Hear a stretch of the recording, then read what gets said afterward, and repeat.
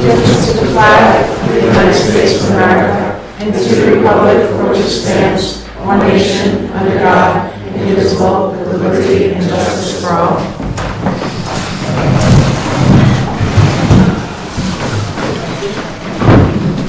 Thank you all for coming. It's a slightly different venue than we are used to.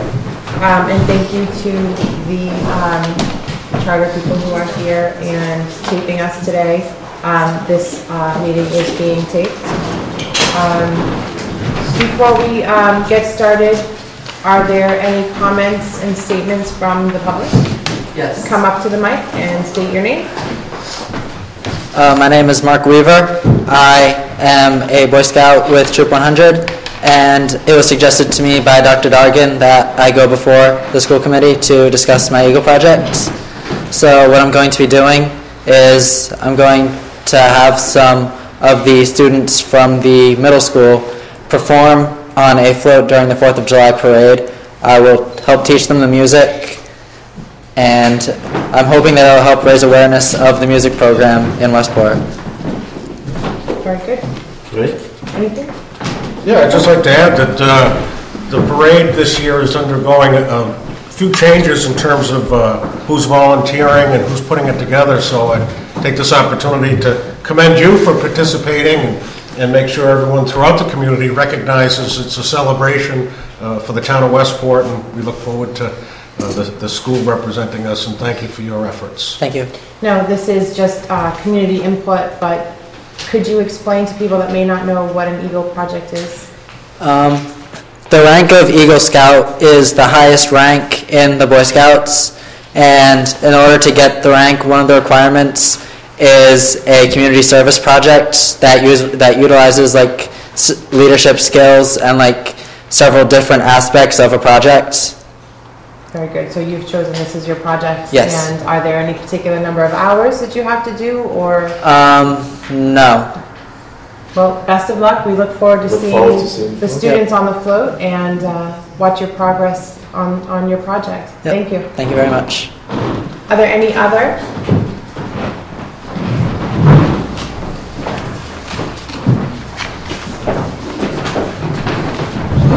Hi, Denise Weaver. I'm just not sure how long tonight will go, and in case I have to leave, I just wanted to make a couple of comments on behalf of the Music Boosters as you're going through your budget about music, obviously. I have a couple of facts. This is great. This has been Music in Our Schools Month, and the National Association of Music Educators has put a facts on their Facebook page. And as you're going through your budget, I want you to remember these things, please. Schools that have music programs have significantly higher attendance rates than those without programs, 93.3% as compared to 84.9%. Schools that have music programs have significantly higher graduation rates than those without programs, 90.2 compared to 72.9. In addition, those that rate their programs as excellent or very good have an even higher graduation rate, 90.9. The combined results of 30 studies indicate that music instruction is linked to significantly improved reading skills. And finally, this is probably the most recent. On the 2012 SATs, last year's SATs, students who participated in music scored an average of 31 points above average in reading, 23 points above average in math, and 31 points above average in writing, which is pretty, those are big numbers. Obviously, budget cuts have affected our music program. My son's a junior. This year's senior class has seen 4 different music teachers in 4 years. So we want to help to improve the program in all 4 schools. And of course, I'd like to, as a parent and personally, I want to help him to have a good program in his senior year. He might want to go to music school, so I would like to see. So when you're discussing those budgets, please keep that this isn't fluff. It's really, really important. Thank you. Denise? Yes. Excuse me. 4 teachers in 4 years. 4 full-time teachers? No. Last year and this year are both part-time. We've had 2 full-time. We've had 5 and 6 years. One of them was 2 years. Then we had 2 1 year each. And this last 2 years are both part-time. 2 part-time, 2 full-time. Anything else? Thank you. Are there any more comments or statements before we get into the public hearing, which is also comments and statements? Okay, so no other general comments or statements. We'll move into the special agenda, the proposed FY14 school committee education budget public hearing.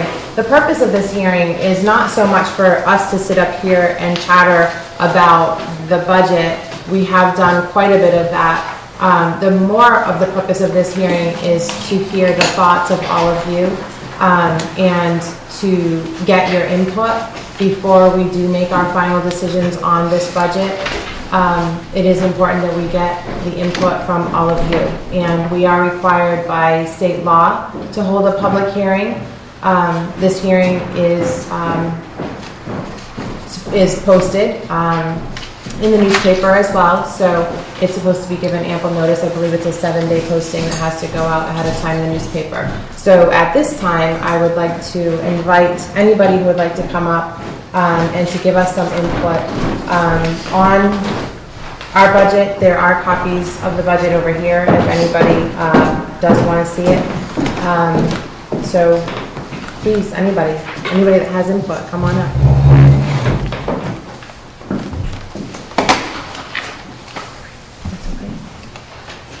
Don't everybody jump at once. Mrs. Weaver, do you want to come up and expound on yours now that we are in the special agenda? We can talk a little, we can discuss more, which we couldn't really in the public comment part. Well, personally, I'll speak as a mom. Mark is interested in music school. I attended music school. When you apply, you have to go for an audition process. You also have to take a written test on theory.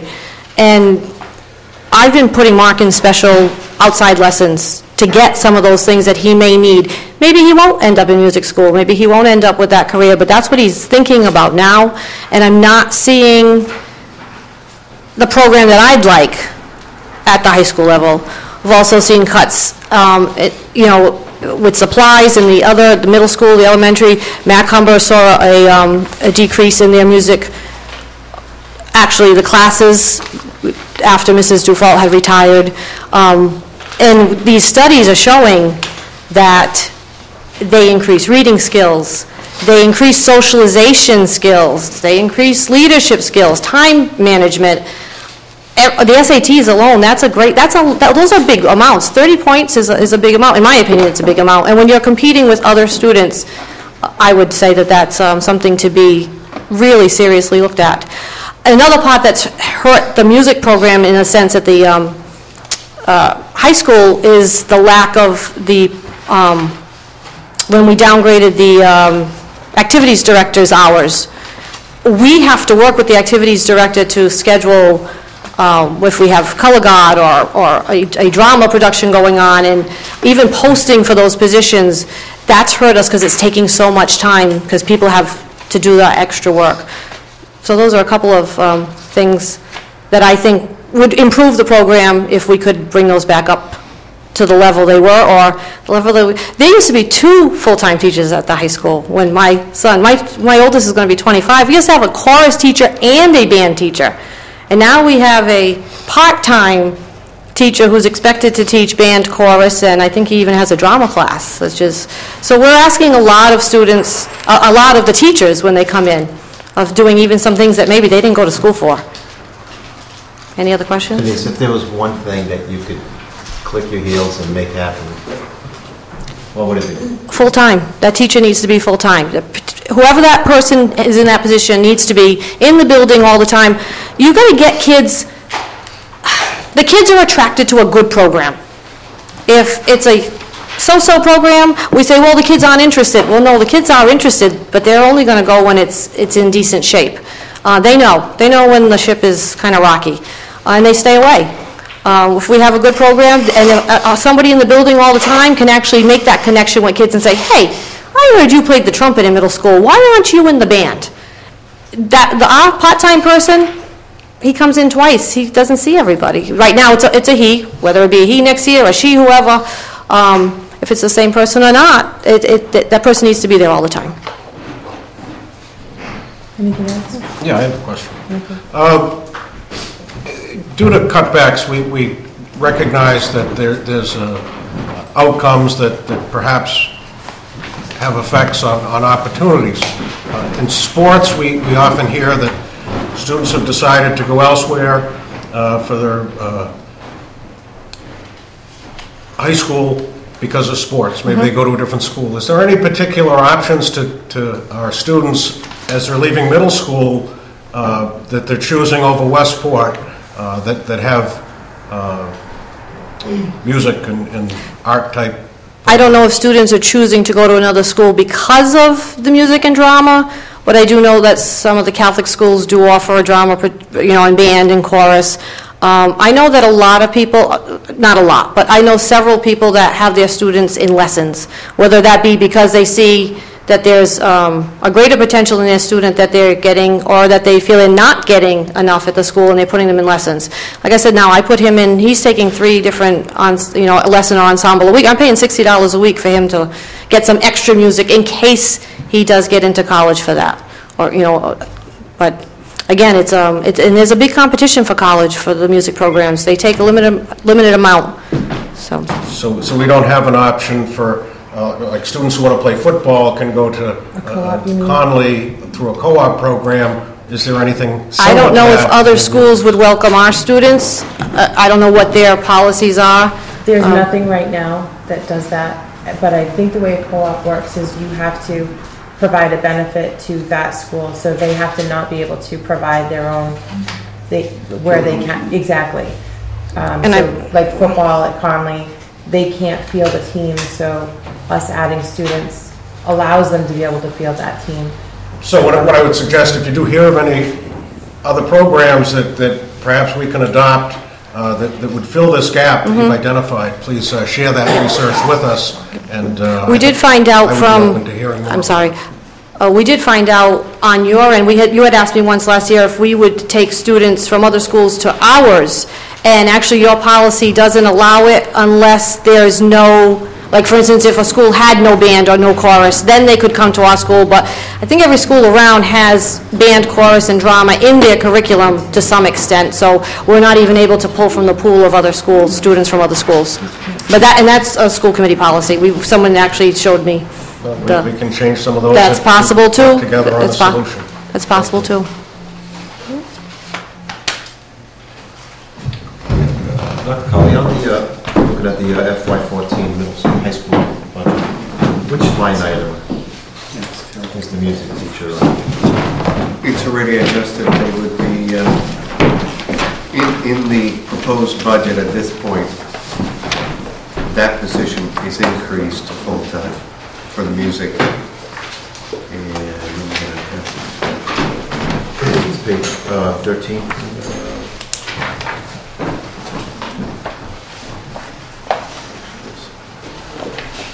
Part of the regular teaching line. Part of the regular teaching line. He wants to know which. Oh, so that salary's in. Yeah, what's the number of the line? Line 17? 17. Teachers grade 9, 12. And if I could, through the chair, you indicated at this point that has been adjusted. When was that adjusted? Is that through the process here? That was through the process. If you take a look at you have the date, perhaps? Page 1A. It's like 4 pages in. Those are the changes that have been made.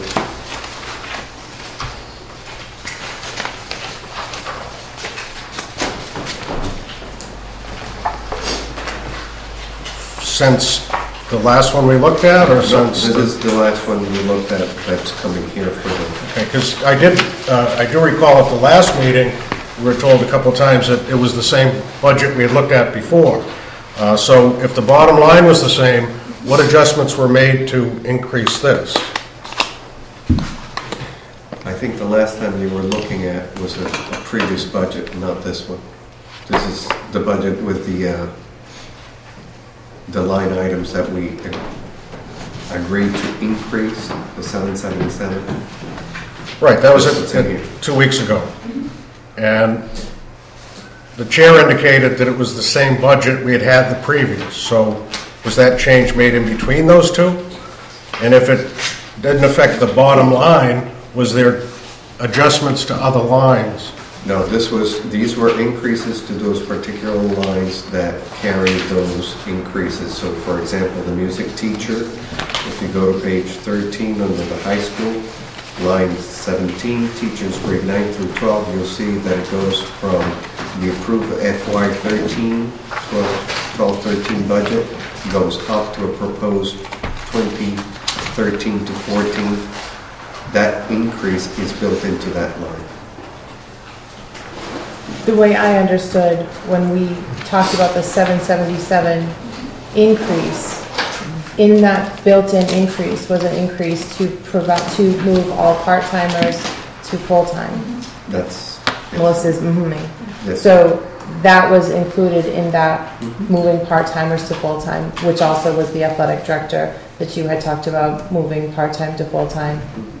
And The only change, obviously, was the 10,000 that we decreased in the cost reimbursement line with the student talented. Right. That was the only change from last meeting. Last Which meeting we to talked this about. So meeting. the bottom line is going to remain the same, with the increase in that one. Which I have here.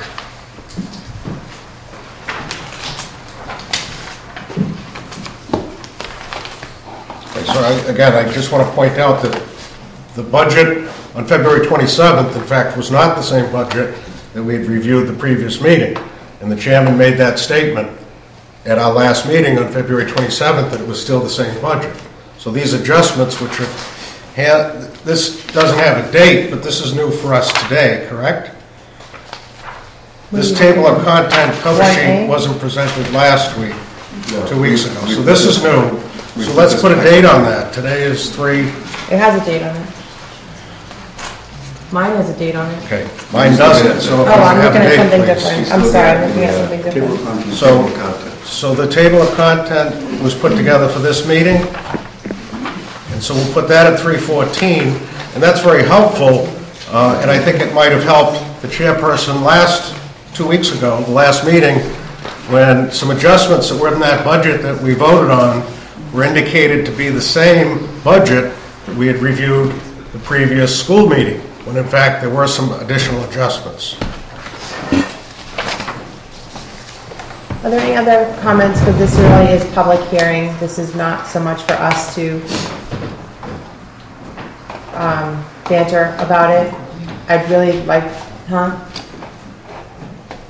to see if anybody would like to come up and talk about what they like to see in the budget, what they think about the proposed budget, if they have thoughts on the proposed budget, because that is really what this is about. Excuse me? Michael. Yeah, I take exception to the word banter. We're having a discussion here on things that were discussed Just the word, Mike. Just the in word. response to community input. We had some community input on a music Absolutely. position that we're now highlighting that we've already responded to what she called for. I'm not suggesting. And what I'm suggesting is the term banter is disrespectful to this body. And it is the purpose of the school committee to weigh in on this public Absolutely. hearing in response to any comments that come forward. Absolutely, and we have had the opportunity to weigh in, but I would like to hear from more than one person. And that's As the we all purpose of would. this meeting, Yep. is to hear from public input. Nobody.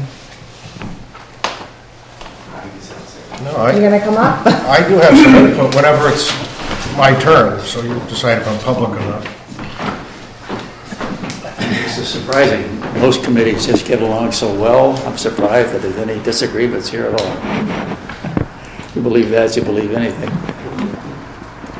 My question, Madam Chair, is, sorry, That's Jack Bond, I'm sorry. but I she should- doesn't know everybody.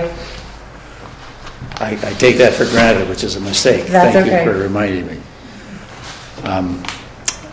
I've gone through budgets for many years, as you know, so I listen to certain things, and what my question is you all are subject to the state school education folks who are quick to tell you what you need and what the town needs on your behalf.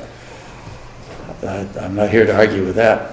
I am here to ask you this, that they prescribe in their wisdom a amount of money that they expect the town to spend on your behalf.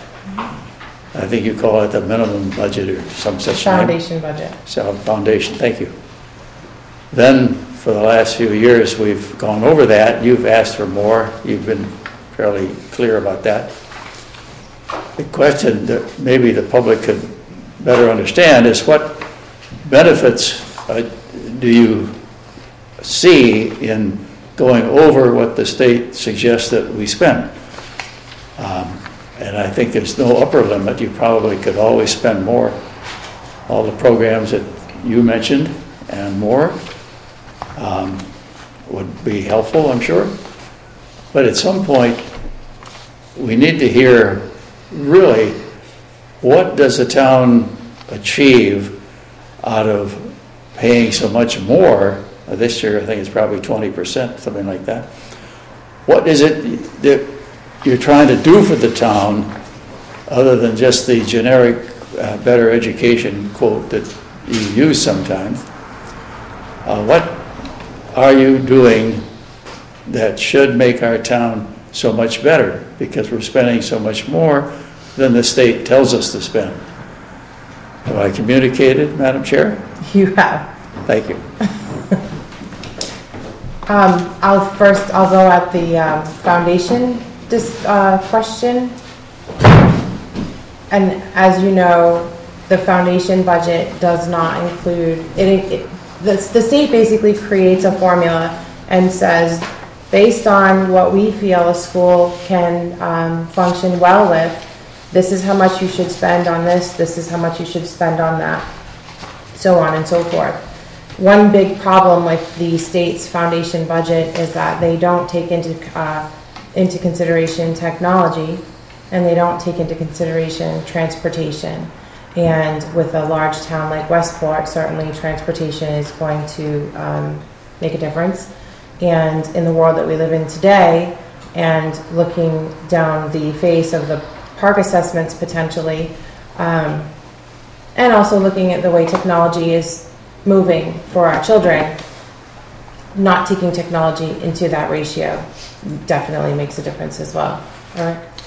Mr. Bond, to answer one of your questions, I wish I had totals on because I didn't expect to ask that question. One benefit the town does get from our schools is property values will go up. People want to move into the town. What are the schools like? They'll move into the district, and price houses will go up because of school districts. If it's a poor, non-performing district, then we're not going to grow at all as a town. And if I could add, Mr. Bond, what the state, that minimal number, that's fine, but the average town in the state spends much, much more. In 2008, we spent about 95, and these are just, I'm rounding out the numbers, about 9,500. The state was spending 12,400. In 2010, we were spending 10.5 per pupil. The state, on average, was spending 13. And in 12, we were spending 11.7, and the state was spending 13.6. So, it would be easy for the state to just raise that figure, but they wouldn't have any way of, the money's not there. I think personally the number's kept low just so it makes things easier for them. Michael? Yeah, it's certainly a valuable question that you're asking. What's our intent? To spend more money just for the sake of spending? Absolutely not. We're doing our best not only to maintain the existing programs in place, which we have enough trouble doing at the current level of funding, but also we'd like to develop some exceptional programs, meet the needs of all students across the spectrum. And it does cost money to do that. But in looking at the trends, and to add to what Tony said, not only has the gap between the average system, and I don't mean the highest, the average system throughout the state, currently at $14,000 approximately, and we're a little over, this 11.5 approximately. So we're certainly well below the state average spending per pupil. But what does that mean? There's a wide gamut of areas that we spend on, as every other system. So are we comparing apples to apples? We could extend this conversation certainly beyond the time limitations that we have. I will say that as we look at the trends, not only has, yes, our percentage above net minimum spending is a little bit higher than it was 5 years ago. A little bit higher. However, the state contribution, the federal contributions have declined. So we, as a town, as a community, have had to make up the deficit that has been put on the shoulders of our children. In other words, federal funding and state funding for education has declined. It's put more of a burden on the locale, and I applaud the town for at least meeting what we've been able to do over the past years. The budget before us now, calling for 5.1% increase, is assuming a trend that continues from federal and state. We can talk a little bit about what the revenues we're expecting from the state that has affected this budget, because that is part of the total formula. But I would add that it's not simply been asking for more money to spend. We've been backpedaling due to reduction in various revenues. I think we do have to look at a broader scope of what makes up that 11.5. There's areas that we do need to continue to look at as we break down our spending. And as this meeting continues, I look forward to having the opportunity to discuss that.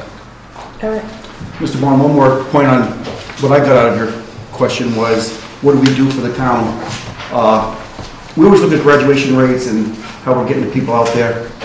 If we don't have the programs to offer them the opportunity to apply to good colleges, any college, and get accepted and to go on, we're going to have a lot of kids in town with no futures in front of them. We have a good education. They put on an application and went to Westport High School. We have good programs for them to get accepted. So we always, every year, we have a big list of Brown, MIT, Air Force Academy, West Point, wherever it might be, the kids are getting accepted to. That's why we have a good program for them. And to back that up, most often the students come back at some point too. So these students that we're educating now will come back and they will run our town. So they will be us in another 20, 25, 30 years, trying to pick through, running a budget and making things work. So if I could just, as he's making it to the mic, if I could just add one point, and I look forward to hearing your follow-up comment, is number one, there's no bantering about the fact that we need more funding. Okay, I think that's the exception to the rule, but we all agree that we need more funding. It's how we spend it that's important to discuss here. Secondly, just an FYI, there's a rumor mill that happens about town, and there's been a suggestion that we may even have some Ivy League news for you when we start to announce where our high school graduates are going next year. And I look forward to having that opportunity to share that news with you if, in fact, the rumor mill proves true down the line. The only way that can happen is if we continue to invest in education. That's all good news. I want to leave you with a comment, if I may. When you talk about cost per pupil, if you will, which you did, and it always goes up, which it has. I recall when it was $3,500 in this town, and I think people were getting a fairly good education there from what I've heard. I wasn't in the school. But we're all escalating. I would point out to you that the cities of New York and Washington, which are now approaching $20,000 per student, actually aren't getting any education benefits from those enormous sums of money. I don't think that you should be using that as a value system for how good your school system is. There are probably schools, charter schools around, which do fine educational job for a lot less per student than what you just quoted. I'm not trying to argue with you about or complain about it. I'm just pointing out to you, I think it's a impure yardstick to take price per student. Because for everyone you could show me, I could show you where it hasn't made any difference at all. Peace. Thank you. Go ahead. If I may make a comment on that, although that may be true, that there may be exceptions to every rule. If you take the correlation between per pupil expenditure and student performance, you will see that they do correlate fairly straight, in a straight relationship. I'll put that out there. Would anybody else like to come up and give some input? State your name. Hi, my name is Colleen Avedikian, and this is just more of a comment, and that is that, and this is actually back to something that you said, Mr. Sullivan, at the beginning of the meeting, which was about maybe Mrs. Weaver could look into checking out alternatives for students in the music program akin to the football program. I just do not understand why we don't offer the services to our students here, that why we are constantly looking outside of the system to be able to meet the needs of our students. That's all. Good point. Would anybody else like to come up? And I know there's a lot of administration here as well, but there are some community members here that are welcome to speak. No? Any other comments here? Eric? No. No? Oh, okay. Michael? Yeah, at this point, I think we do have to get back to looking at two things. One is the limitation put forth on us is it's on an infinite amount of funding, so we have decisions that we do have to make through what I call discussion among school committee members. We've come up with what I see as a very responsible budget. This is the lowest initial school committee budget that's been put before this town in the 5 years or so that I've been involved in the school committee, both as and so this is the lowest, and the reason is because we are doing our best to develop some type consensus, knowing that if we're looking for too much, we're just not going to be able to come to agreement with the town on how to fund it. So getting back to the funding pie chart, if you will, I think we do have to look at functionality. If we have choices to make, such as enrichment programs, then we do have to look at areas that perhaps we can limit spending on within that finite amount of money. And before us tonight, so is a budget growth trend, and I also had printed out off the state website similar information. So if we look at the per pupil, which the state uses as a expenditure analysis, I think we have to start with the first line of administration. We have 14% listed here as the 3-year growth, which does that take in the 12 as well?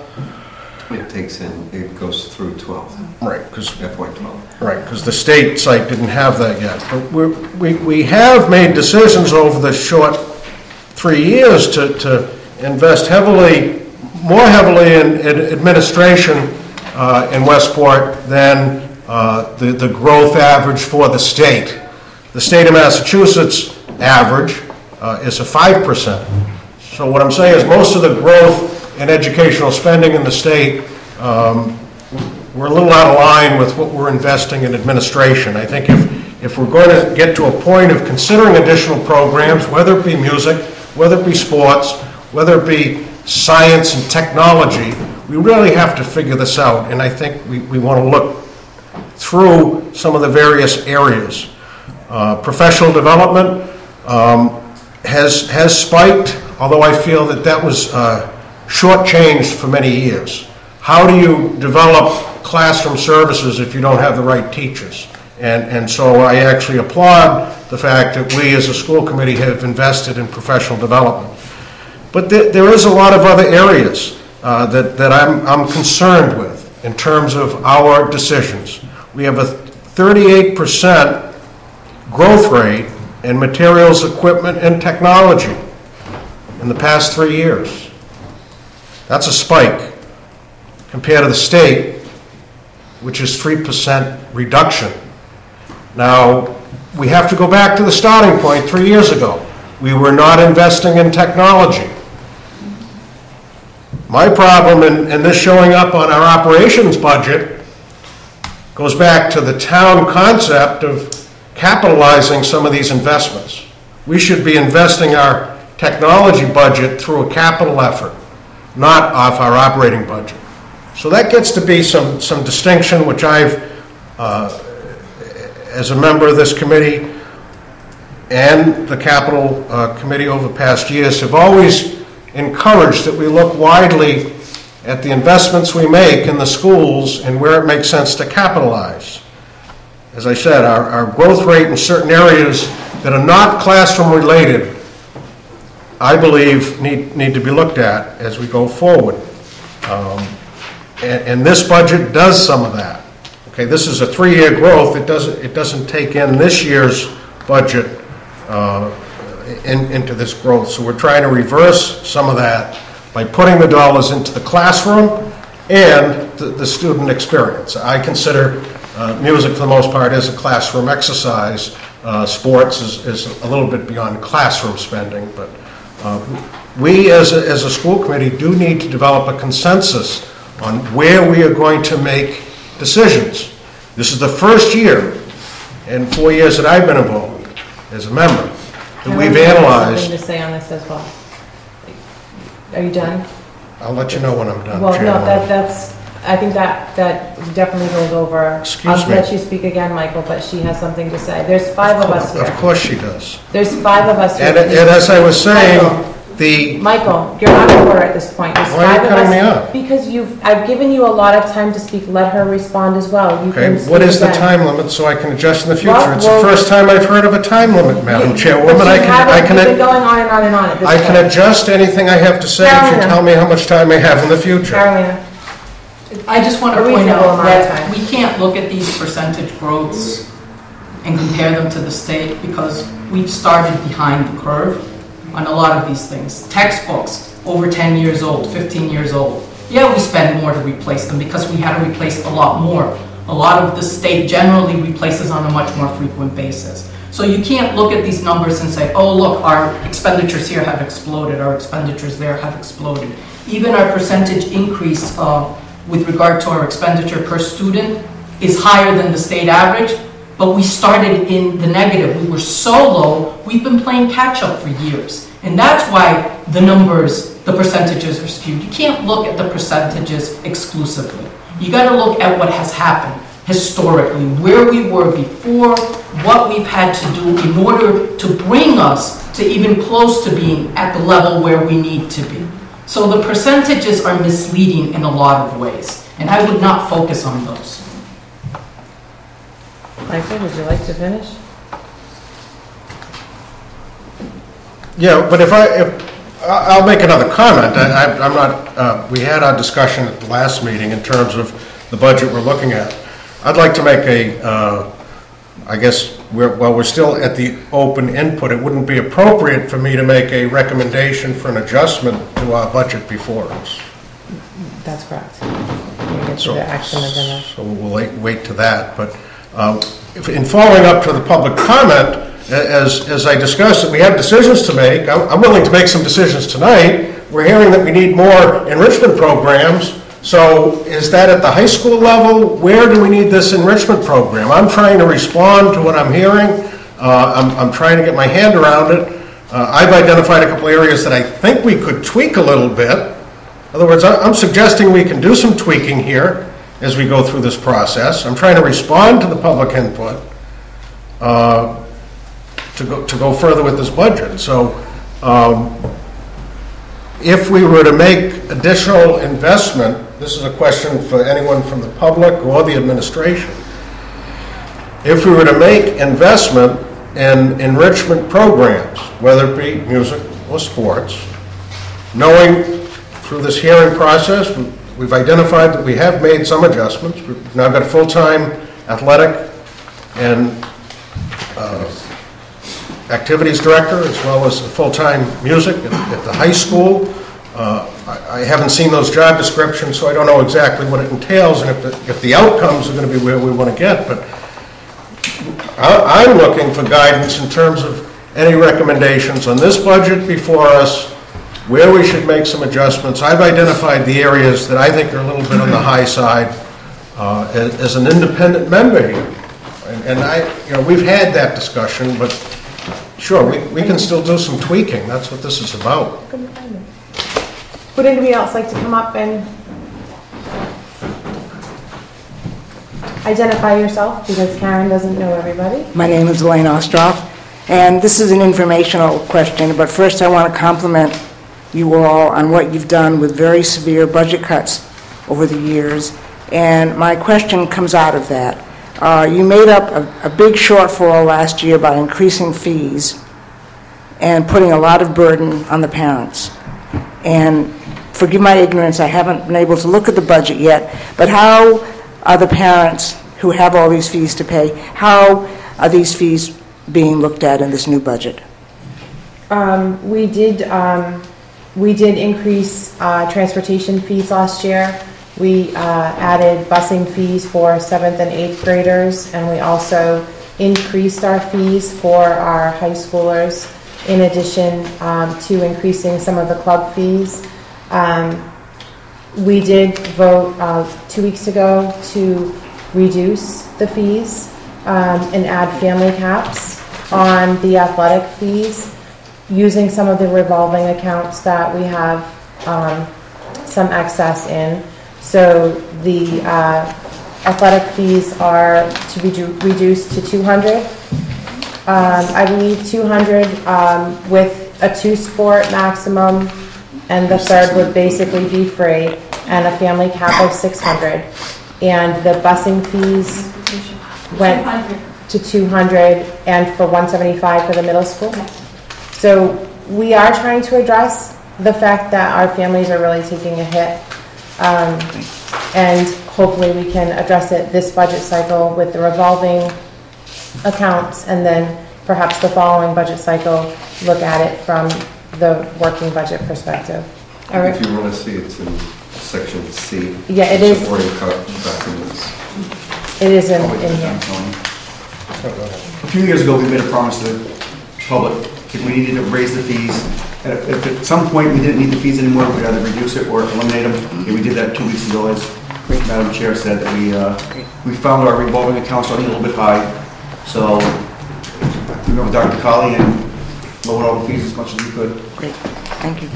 I have a separate comment to make. Can I add to that comment? Sure. Would it be easy for me to respond to that comment? Sure. Yeah, again, 3+ years ago, when Eric and I were on the school committee, we were faced with a suggestion by the superintendent to stop sports in town. We came up with a solution to have a fee-based structure to offset the costs. It wasn't covering 100% of the costs. We still dedicated some of our operating budget to school sports and activities. However, we did initiate some fees.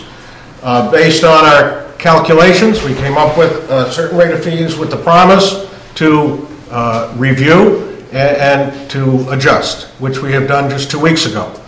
More importantly, 2 weeks ago, we made it very clear to the superintendent that we don't want to see revolving accounts carried over from year to year when, in fact, the funds were received from students for that particular fiscal year.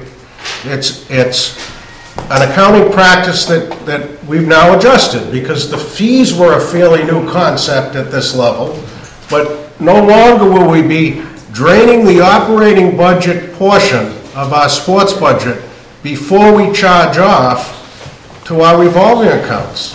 That's how we ended up with these very high levels. We had these high levels and didn't seem to understand why, and when it's looked at, we were not charging off to the fall sports to the percentage that it should have been. So that's why we couldn't just eliminate the fees. We still have balances, but if we're going to have to adjust the revolving accounts as the season goes along. We can't just take it out of the operating budget, and then when that's emptied out, now it's time to charge the revolving account. We have to do a better job. We're stewards of these fees. So for the class of 2013, if they've paid into the revolving account, they're not investing in sports for 2 years down the road. Those funds should be as close to zero as a revolving account. That was the intent of the user fees, and we hope to see that practice in the future. I'd like to go to a higher level. That I can't absorb all that inside accounting stuff, but it's important. But I want to go to a larger question having to do with the Westport schools as being part of the overall community. There's a pretty big divide and huge gaps in knowledge between like the schools and the town. And I just wanted to let you know that as a member of the planning board, we're embarking on an update of the 2004 master plan, and we really do want to work to have the schools be part of that planning. So to have a planning group that includes community people, schools people, working on that to help bridge that, those divides of understanding. So thank you for the opportunity. Would it be possible to get us on the email list for your stuff coming up that you need? Absolutely. We're really at the laying out the big plan. Okay. So but you're very much. We will. Please do. I'll send something. Send something to the superintendent, and it will get forwarded to us. Okay. Thank you. Actually, on that issue, I know that to some people in town received a questionnaire from the planning board on this master plan.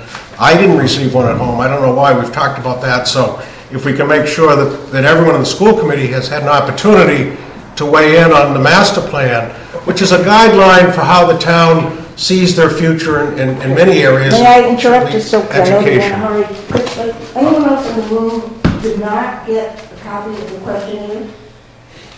I'll take some names and I'll check that with the mailing house because, we did that. And was anyone else on the school committee who did not receive the questionnaire? No, I got it. No, I received the letter from the Disabilities Association, but not the... Separate mailing. Thank you. It's a little off topic, but thank you. And then the second piece that I wanted to respond to that comment was in terms of the divide. I don't see the divide as broad based as it is. I think everyone recognizes the value of investment in education. I believe that it's the ability to invest, and I certainly see the time is now as we go forward with that. Are there any other community input before we move on? Elizabeth Lewis, Technology in the Schools. I just wanted to reflect a little bit about the one line that Mr. Sullivan brought up, that with the curriculum instruction and technology line that's gone up 38%. I think this committee might take a look at that. That's based on our budget. We're above those. That is going to the kids. Those are their books. That's the stuff they're using in their classrooms. That's the equipment that their teachers are using to teach. And to be above that, as Carolina noted, we were way below, so it's been kind of a pendulum to catch up. But given that we're still below the state average per pupil, I think that really is telling about where this committee and the school district in general has been at. It's really about getting the kids what it is they need. And I think you also have to remember that the Common Core has come in, which has put a lot of demands on what kind of textbooks and teaching aids that we need in our classrooms. Michael. Yeah, a couple of the comments that we've had, we've talked in terms of acronyms and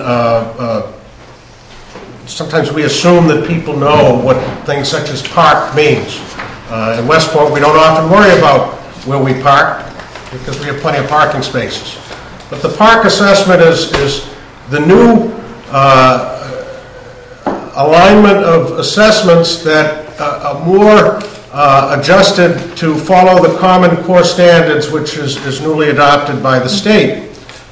We've had conversations over the past year with how the park assessments are going to be rolled out. I've informed the technology department, let's not go too far and worry about how the park is going to be initiated. This month, the director of the Department of Education, Secondary, DESE, issued a memo that said, basically, reiterated what I brought forward 2 months ago. We don't have to worry about online testing. There will be alternatives for systems that are not ready for online testing. That was dated March 8th, sent out by the Department of Education, Secondary, DESE.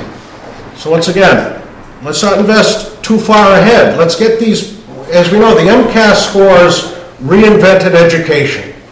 Okay? The MCAS scores, the MCAS program is a little over 10 years old. Is that it? Yeah, it right? was MCAS? 1990. We all remember when MCAS came out, what's it going to do? We've changed the way that we deliver education based on MCAS. Now it's time to adjust how we deliver education because we're going to have park, and it's going to change our, we've already invested in curriculum for the park and the Common Core. I understand it, but we as a committee have to be in tune to balancing those decisions with excellence in the classroom. And once again, I'll make my spiel where I feel the majority of our dollars should continue to be spent, and that's investment in teachers versus technology and curriculum. You cannot replace a teacher with an upgraded computer or a textbook. We can't adjust the way we do things because parks are coming down, the park assessments are coming down the pike. We're going to make sure that the leaders in the classroom are happy to be there and the best at what they do. Is there any other public input? No. We'll move on to the action agenda, which is FY14 School Committee Education Budget. Thank you, everybody, for your public input. I truly appreciate it. I wish we could have gotten some more input, but I did get up and speak. We all do truly appreciate your input. Thank you. Who would like to open up discussion on this, even though we've had discussion? Did you just raise your hand? No. Oh. You'll know. Don't go to the Okay. I'm having mouse problems here. You know, I could just on. Uh-oh. Let's see this one. Yeah. Michael, you said you had something for this. The action agenda for it. Actually, before we even move forward, I would like to make a motion to remove from discussion the West line 13, teachers grades 1 through 4. Is there a second? Second. Any discussion? Just, yeah, This one right here, page number 9, page number 9, West line 13. 9, West, line number. West. Actually, page 18. Page 18. Oh, I'm sorry. Page 18. Line 10. You moved it. Page 18, line 10. Oh, it's media, sorry. Yeah. It's number 90. So we're going to the west? No. It's under the media packet. Is it, so the media section of, look,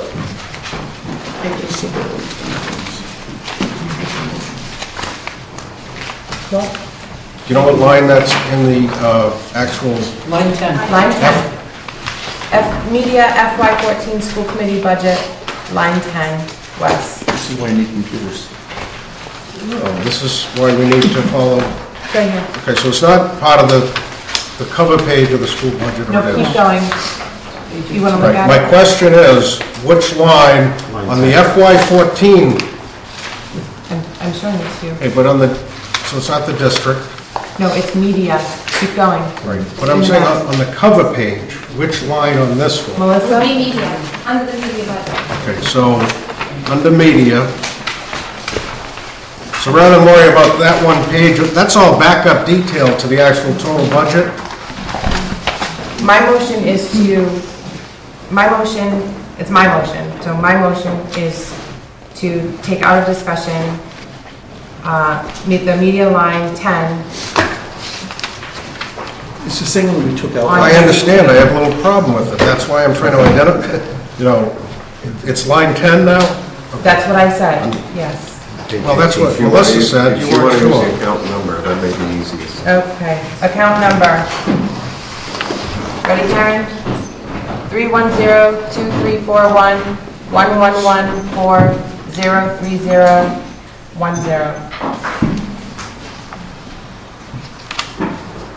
Is there a second Second. discussion? Michael, would you like to? Yeah, I just wonder if it might make sense, as it appears we're trying to move through this quicker than I anticipated, that we just cover the total budget line by line, and so when we get down to the media section, that's part of that media budget, as Melissa indicated, the business office person indicated. So that line's under this media total of the proposed amount of 200,000. It's a subset of that 200,000. Yes, the total. So I would encourage that we go line by line through the total school budget from the cover page, and excluding, rather than just the one line of media, because... Well, this is my motion, so we'll see what happens. No, I understand, we're having a discussion about your understand. motion. And this is So and this is how I would like to do it, so if my motion fails, then you can do it. I'm not asking you to respond, I'm sharing with the committee, my view is that we should be going through the budget line by line, not every line through the stack, but we should start with our district amount, and when we get down to media, then we should put a hold on that.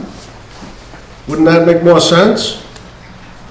I don't think so. I think the purpose of removing this particular line item is there's one member of the committee that has that can't vote on that particular line item.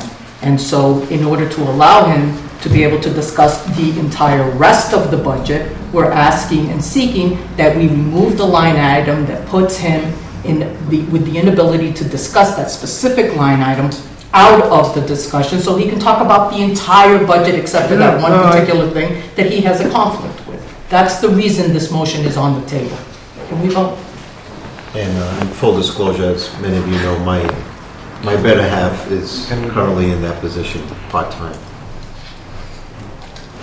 Yes. Again, to reiterate, the reason we need to separate the entire media budget is media centers do not work in a vacuum, okay? We don't have a media center that's self-supporting and self-funded, that doesn't involve itself through other line items. And to segregate one line of the entire media budget, I think is a disservice to reviewing the entire budget.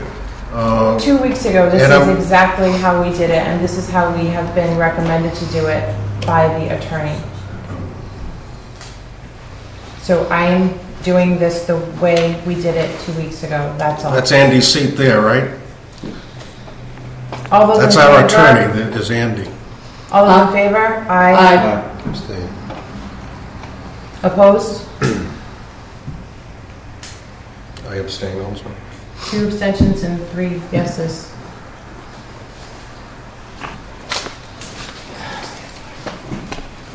So, Yeah. and I would motion that we remove from discussion line I just lost it. Page 13, line Thank you. 21. page 13, line 21 from the Westport High School budget. Second. Discussion. Which line? Who's calling for discussion, you or? I'm not. Sent it to me. I did. Okay, so, the line again? Line 21, account number 310, 3511, 1161, 505, 55. And that's titled what? Athletic coaches, high school. Athletic high school. And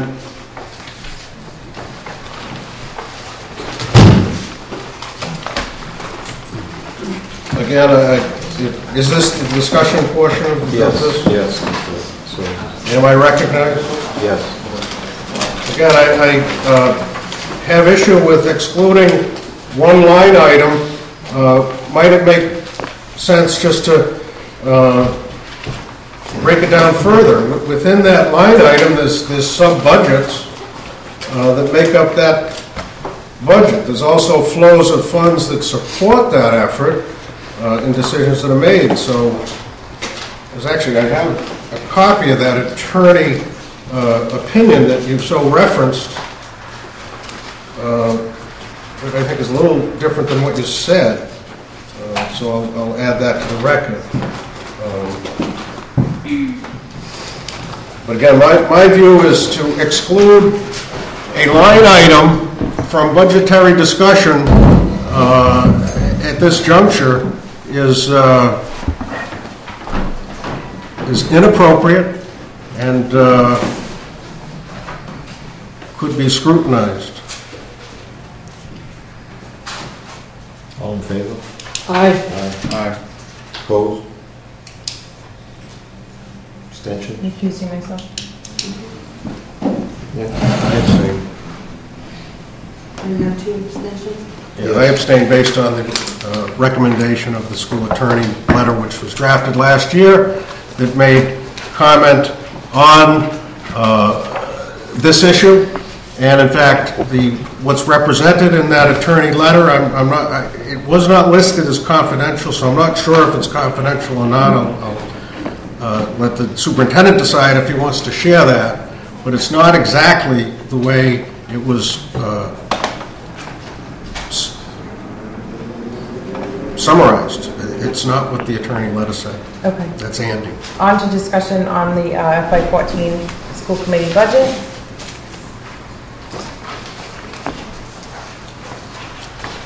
So is anyone else starting? Or you want me to start? Go ahead, Michael. Okay, well, again, it seems as though we're at a juncture here where we accepted an operating budget last school committee meeting. There's been some adjustments through that process, and what we have before us here today is the operating budget. It's called the FY14 school committee budget. There's been some addendums that have been added. Would the superintendent like to point out any of those addendums? There were some requests for additional information, certainly revenue being part of that discussion. I don't see it all here. So would it be appropriate for the superintendent to start this discussion, or where are we going? What you have in front of you is the proposed budget for FY14, including the school budget summary on page 1. Then breaking out page 1A is the actual increases that we have added to the budget that would put the budget above where it was last year in terms of allocations and what they're for. We have also included each of the departments as they are broken down for the state ed department for reporting purposes, and after each of those departments there is a backup sheet, because sometimes the actual managers of each of those departments, be they department leaders, directors, assistant superintendent, or the principals, have adjusted some of their lines to move money from one line where they historically see that they perhaps have a little bit more money, other lines where they historically haven't had enough money to move it around to stay within their same budget. So each one of those departments has that. In terms of supporting documents that would have the information in terms of the revenues, if you will, the main revenues that we receive are Chapter 70, and then monies from the town as part of our allocated budget from taxation. But we also do receive federal and state grants. We have listed those in section A through B. We have the student fees, which is another source of revenue. Is this still on 1A? Are you still on I'm just 1A? going through the table of contents. You asked me to explain what was in the packet. So the student fees, are there in section C. The use of facilities, sports fees, that was another one that we adjusted at the last school committee meeting, that's D. The proposed reductions of student fees is E through H. You also have the revolving accounts. You had asked information about class sizes and student enrollment. That's there as well. I also included a school staff list, so if people are wondering what we're paying for, most of it is staff driven. So we put in the staff listing, including the superintendent's office or the central office staff and the individual building staff. We also included the teacher salary schedule and the per pupil expenditures for the school.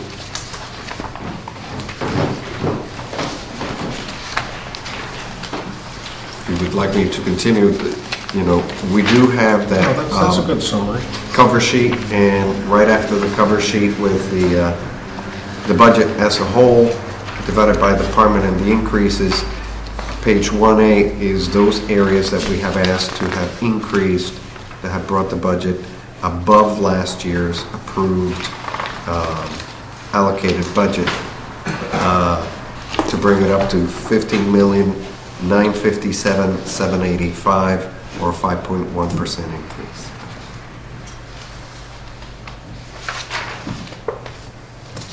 If I could, Chairwoman. Mike? So if we could start with the revenue side, I believe you said the Chapter 70 we could see on page A, which comes after Z, I guess. I did not include Chapter 70. Chapter 70 goes to the town, not to the schools directly. Okay, so in creating the budget, we have no anticipation on Chapter 70, or did we make any projection on Chapter 70 is projected to increase by 40% based on the governor's proposal. $40,000, sorry. 40,000. Not 40%? 40,000, sorry. So $40,000 increase based on the governor's budget. Yes, that money will go to the As we town. recall in FY13, and that's why, by the way, thank you for this, okay? This is a very valuable cover page, which I lobbied long and hard to include in this presentation. It's the first time that we've had such detail that is beyond the spending side of our budget. That is the result of the discussion or banter or what have you.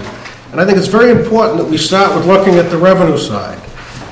And why is that? Because in FY13, we had a presumption on a revenue stream coming from the state, and we created a budget. Although it was shut down, we were level funded based on that state projection. But then at the 11th hour, the state came out with some great news. They said, here, every community will receive an additional $25 per student. So the town of Westport, the general fund, through Chapter 70, received $70,000 for school spending. But because of the way Chapter 70 goes into the general fund, that money wasn't sent up the street to on the corner of County and Main Road where the administration office is. That went into the general fund. We had to fight for a very small share, so we never did receive that additional sum of $70,000. We did at the annual It wasn't town meeting. It was not the full amount of the full amount. Yeah, I think it was, We asked for the 70 and we got it. Which basically increased our budget from the previous year to this year by 1%, I believe. Again, it was not the full amount that we had started with versus what came down. So my question is, this year we've got an assumption of a 4% increase now. No, $40,000 total increase. Okay, so I was confused based on your opening.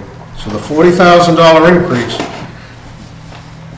if the state doesn't come up with that $40,000, or if they give us, if the line item for Chapter 70 is higher than $40,000, we have to go back and and adjust to get that money streamed through?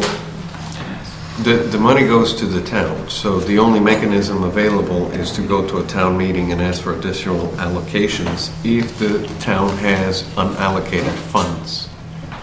The reason why we were able to go ask is because the town had unallocated funding. They did not have to allot it to the schools or to anything else. They could have left it in the budget and becomes part of your free cash for the following year. But we knew that it was there. We knew that the town had not planned on it, and therefore we made our case that perhaps we could use it to fund some of our programs. So I'd also, for discussion on the budget, our FY14 proposed budget basically breaks down, for anybody who may not have it, our level funded budget, which would be including that 70,000 that Michael was just referencing from town meeting, would have been 15,180.85. That would have brought us, that's a level funded budget. We're looking for, our level services budget would actually be a $695,000 increase. Level service, I hear Melissa, yes. Level service, yes. So level service, taking our schools as they are today, moving them to next year, would require us $695,000. We're asking for an additional $82,000 over the level service to add some of the additional things that you had mentioned, and bring our part-timers up to full-timers. It's been cut as we've been going. So what we're asking for, we're basically pretty much looking at a level service budget with an extra $80,000 in here, for all intents and purposes. So If you look at that same sheet, you're referring to the additional special town meeting funds allocated on 11/13/12 was $70,000, bringing last year's budget from $15,110,000 and change to Right. $15,180,000. Right. So our budget consists of level service plus $82,000. For this coming year. For this that's coming, for proposed. FY14. So that's pretty much what we're looking at this point. Now, we are asking for an additional, we are asking for the warrant articles with an additional 50 for PCB testing and 50 for capital items, some vehicles that we've had. So Yes. those would be additional as well. There would be on a separate warrant article, but yes. Any other discussion on this? Yeah, not specific on the Chapter 7. No, just budget in general. Oh, yeah. Okay. So again, last year we had in excess of 70,000, but we were able to recoup the 70, leaving a small portion at the town's discretion. Perhaps we were going to need some more funds. So now we're starting with a clean slate. We're anticipating a 4% increase. 40,000. 40,000 increase in state revenue, and then you've got some additional A, B, and C supporting budget documents. Are those all here? Because Yes, there. okay, so they're in between. Okay, so this is part of the FY14 budget discussion. The use of facilities. They're under the orange colored ones. Right, so as we're looking at league sports fees, use of facilities, you've got a total of $14,630, and that's anticipated. It says league sports fees FY13, or is this an anticipation? This is anticipated because obviously we still have the spring Okay, so sports. is this obviously FY14, or is this? No, the FY13, the Okay. request of the town leagues was if they keep their sports seasons the way they were the previous year, we would expect to get $14,630. If we reduce the fees by 30%, which was, I believe, what we agreed to at the last school committee meeting, For FY14, we would be asking the leagues to split just $10,240 amongst themselves. Usually, they work collaboratively with each other, and they decide what should be allocated to what league, depending on the size of their operations and the length of Right, so it's the $10,240 that we're anticipating for FY14? Yes. Does that include other activities? Because this is league sports fees. What about the revenues from other town groups that may use the facilities, maybe, there's other potential users of school facilities that aren't anticipated in these revenues. This is just is that my understanding on this? Yep, and if you go to revolving accounts, you will see that information.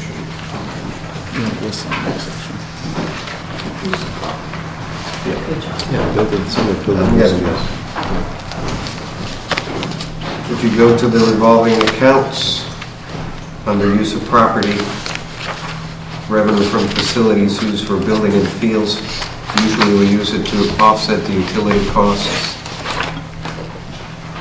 For FY12, we received $13,708, and we expect to get the 14 that you just saw.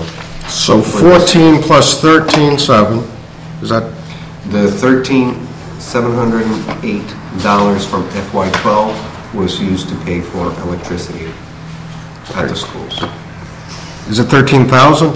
That was in FY12. In FY13, which is where we are right now, we're expecting somewhere in the neighborhood of 14 because we haven't had all the seasons yet. No, I understand. I'm trying to figure out what your anticipation is for FY14. And sure, you look at 10,000. 10,000 on the non-sport league income? No, we don't know what it's going to be. I know we don't. We also don't know what our total expenditures are going to be next year. This is a budget. And I've asked that we anticipate our revenues similar to the way we anticipate our costs. So I'm looking at our incomes areas, and I'm looking at our calculation, and I have two questions. One is, do we anticipate carryover balances in our revolving accounts, or we anticipate those will be close to zero on the facilities use and both the sports league and the non-sports league incomes? So if they're going to be zeroed out, we're looking at a total from facilities, whether it be sports league or not, of how much for the 14? I would estimate about $11,000. Okay, we so get very little in terms of beyond the leagues. And every penny counts, as we know. So what I'm trying to decipher through this presentation is we've got $11,000 that we anticipate coming into a revolving account. And where do we anticipate those funds going? They're not currently budgeted for, because this is our operating budget.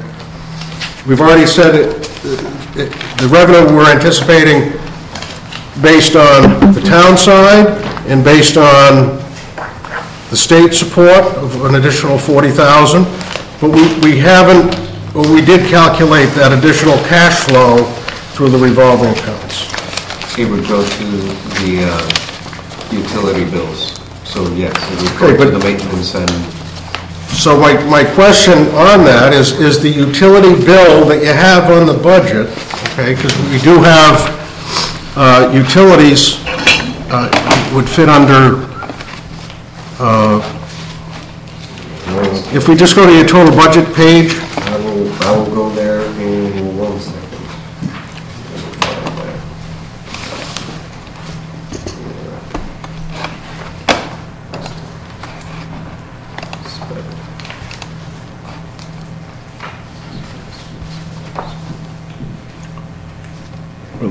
Yes. I'm just looking at the cover page in terms of, I assume, unless, is the utility bills under each school building? It's one of the two. It's under this.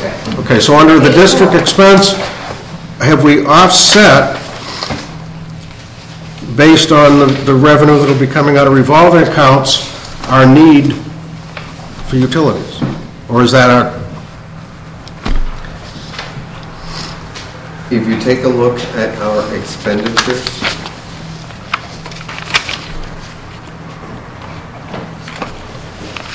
we have seen the utilities go as high as $232,000. Right now, we're at $234,000. Looking at this year, that was our estimate for this year. And looking at the estimate for next year at $234,000. All right, so the page is what now? Page 4 of the district. Under districts. Line 189. Okay, so again, now that I'm on that page, what is it? Line You have- 189, 234,000. You have the electric utilities, Mac, West, middle school, high school. Those are the utilities, that and I believe it's the electric that we use. Heat and electric. Heat and electric. If you look, we've kept those at more or less the same amount, simply because trying to predict utility rates for the following year is a difficult task at best. We usually give ourselves a 5% increase from the highest number we've had. We haven't gone that high, and so we haven't bumped it up to 5%. To So 10%. I just want to say, too, here's my concern. I know what you're getting at. Here's my concern with that, using that revenue to do that. I have heard for a long time now that soccer is going to be pulling out. They've got new fields coming in. If they pull out, we've lost that revenue that now we've budgeted for.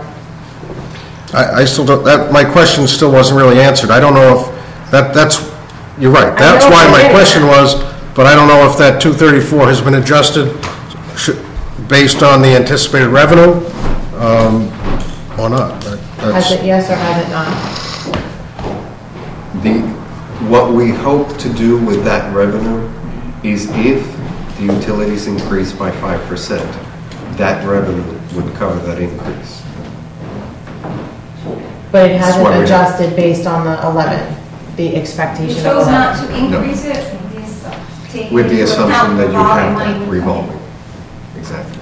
So if the If they pull out. if the fees reduce and we have an increase, we're obviously going to have to adjust our budget over the course of the years. Right. The saving grace has been over the last 3-4 years that the utilities have either remained flat or actually decreased, which is historically unusual. In part, I think, because of the economy taking a dip and the power companies and the fuel supply companies reducing their prices in order to maintain operations.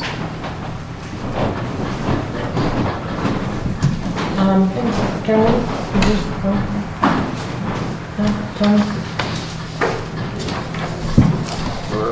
I still have questions on that utility sector of the budget for two reasons. One is we've made some substantial investment, fortunately through our green repairs program to reduce energy use in many of the buildings. However, as we're well aware, we've had to maintain extraordinary operating costs at the middle school to run the air circulation. Is that going to continue or not? the increased air? That's electric, or do they also? It's also the oil, right? It's mostly the fuel. That's the biggest cost in terms of maintaining additional air circulation at the middle school. Fuel? Fuel, because basically what you're circulating is hot water. Hot water is produced by the boilers, which run on fuel. Right, but aren't we also running the circulator, in other words, the Yes, there's an increase to the electricity because the circulating pumps are running more hours than they used to at the middle school.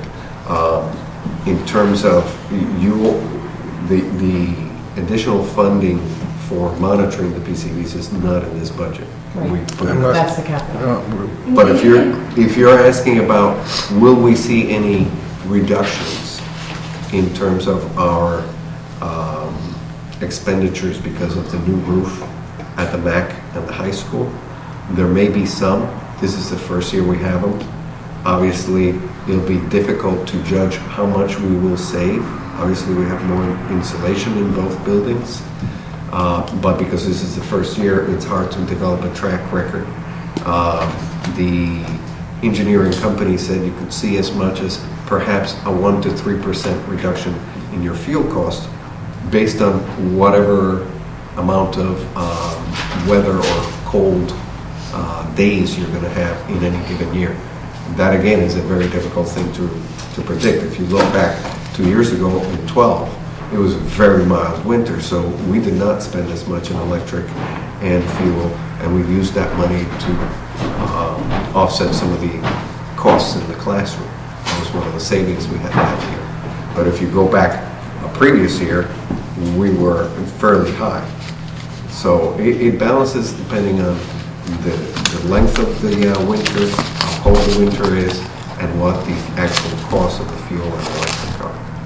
The $10,000 that we asked the leagues, or hoping to ask the leagues to help us with, simply is a safety margin to any increase, colder winters, or an additional funding for increases in fuel or electric that we may see in the future.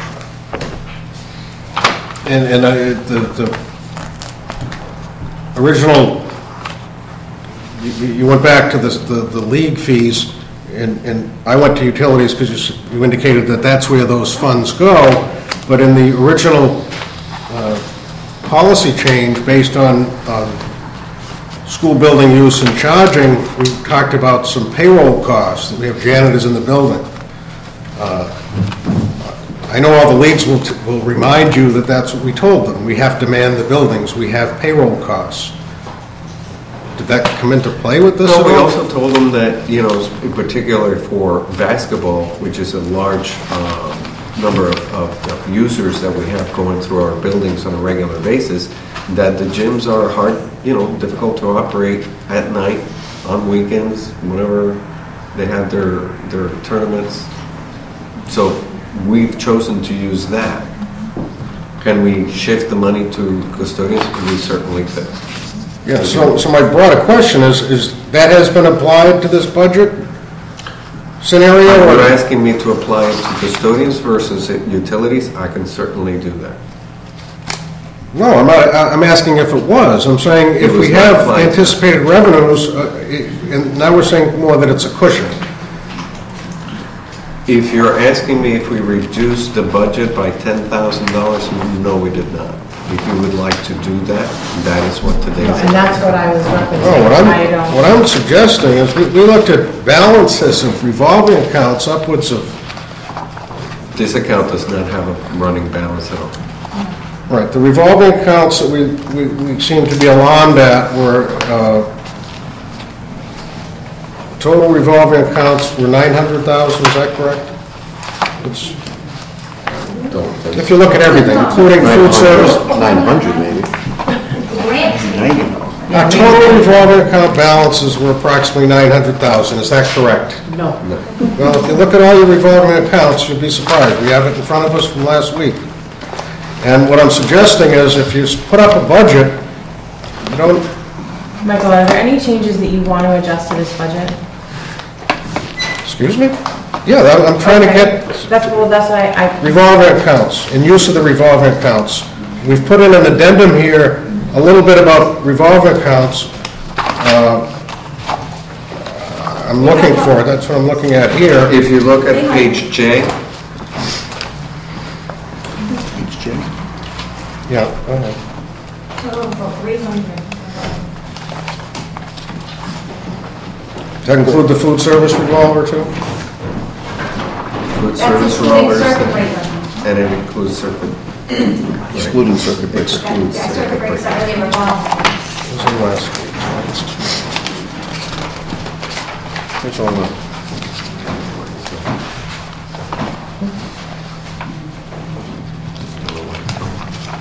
Total carried forward was 233, 120. Look at last week's.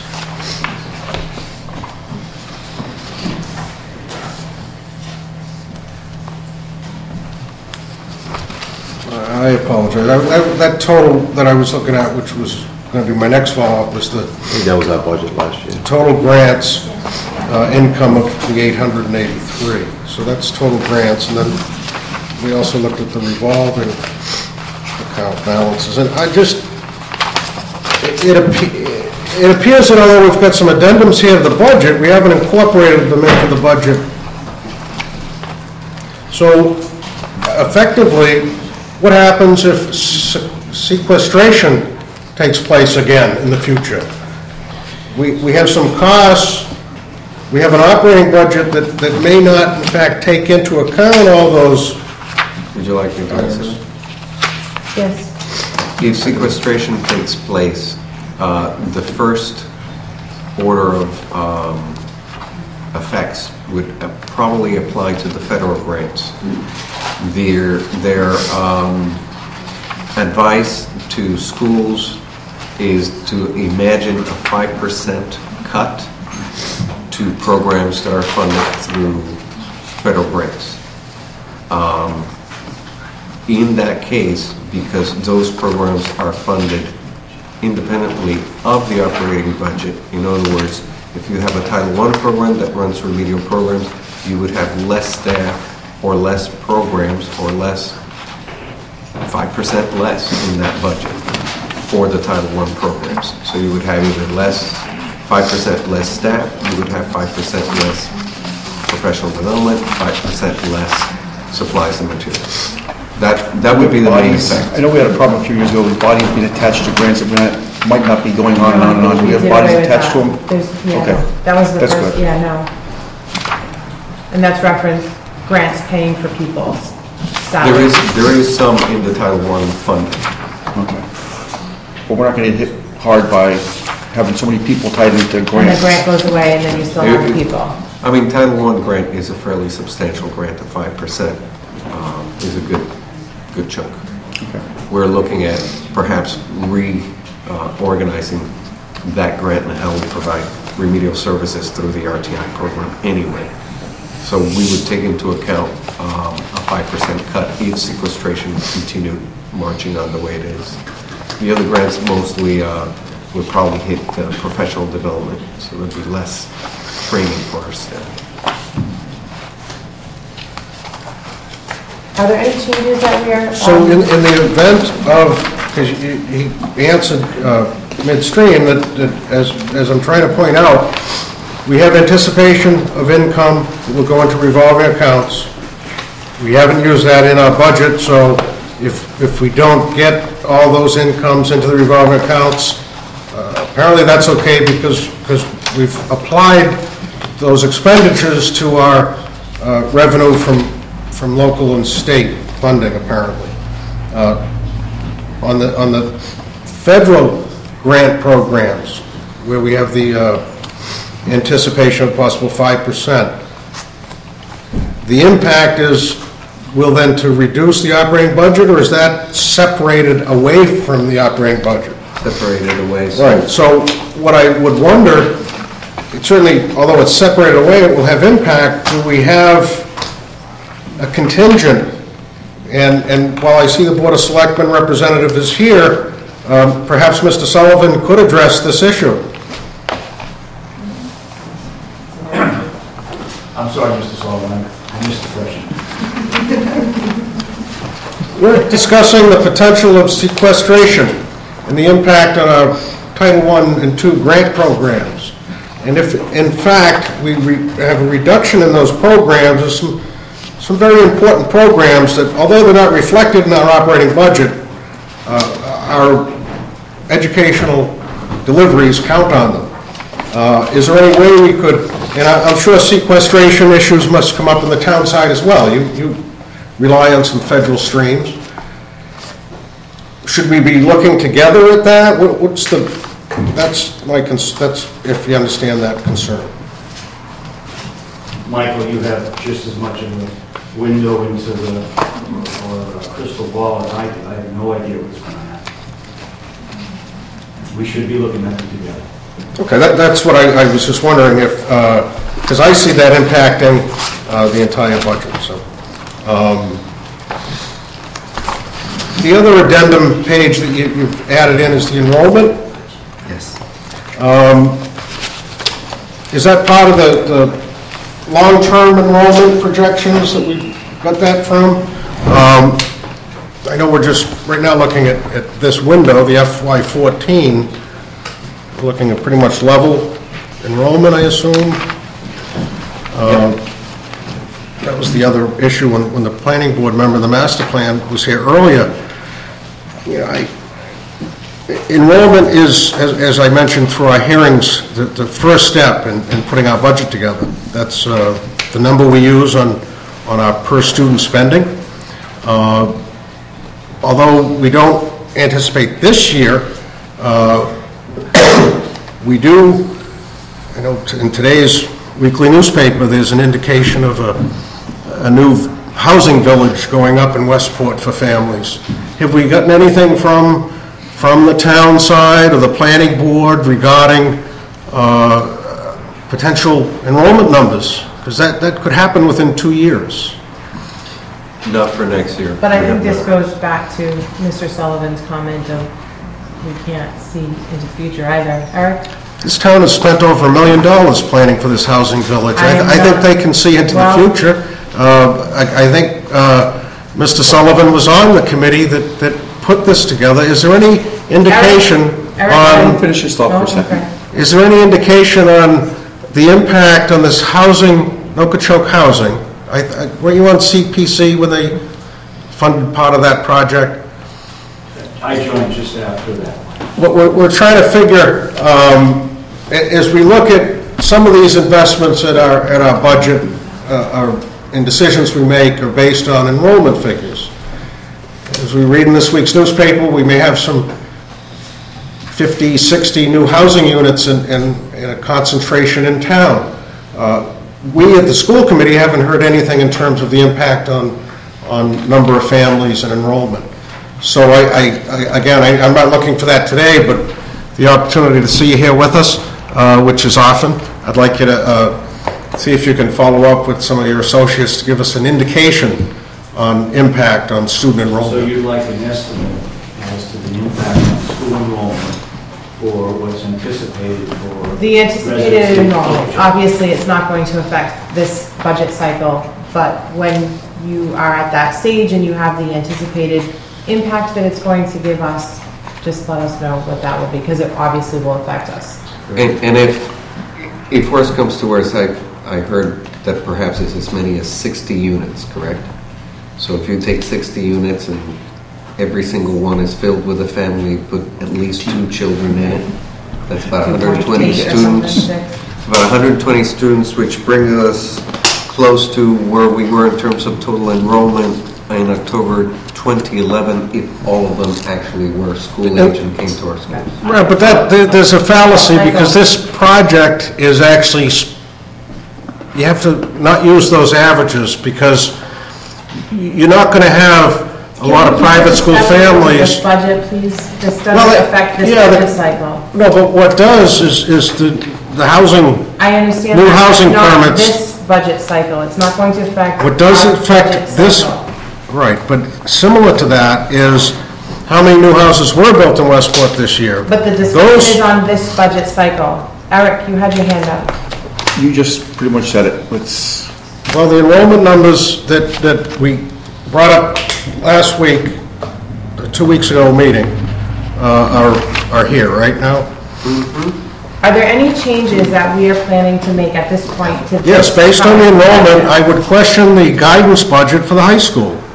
I don't see any indication of an increased number of students, and our guidance staff currently has a ratio, if again, I know comparing is sometimes difficult, as mentioned, but if we compare our student to guidance counselor ratio at the high school, I believe we could combine guidance services at the middle school and high school, and we're well over the average spending per student on guidance. And we have adjusted that. If you look at page 13, line 12, we went from $319,000 in FY13 down to $263,000 in FY14. That was a change that Mrs. Tudelo asked for. And what I'd also like to see with that adjustment is an allocation increase to the Project Assist, is that what it's called? Project Action, I think is underfunded based on the 7% dropout rate. I think we need to look at that. I know we made that adjustment, but if we really looked closely as a school committee at these final decisions, Project Assist is minimally funded, and if we look at the mission of that project, it's to counter the dropout, prevent, the dropout rate with Am programs. I correct that we currently at the high school, as the term that Michael used, a guidance counselor, so those people that are counseling the students on their future, college, etc., there are two of them. I was going to answer that question. Okay.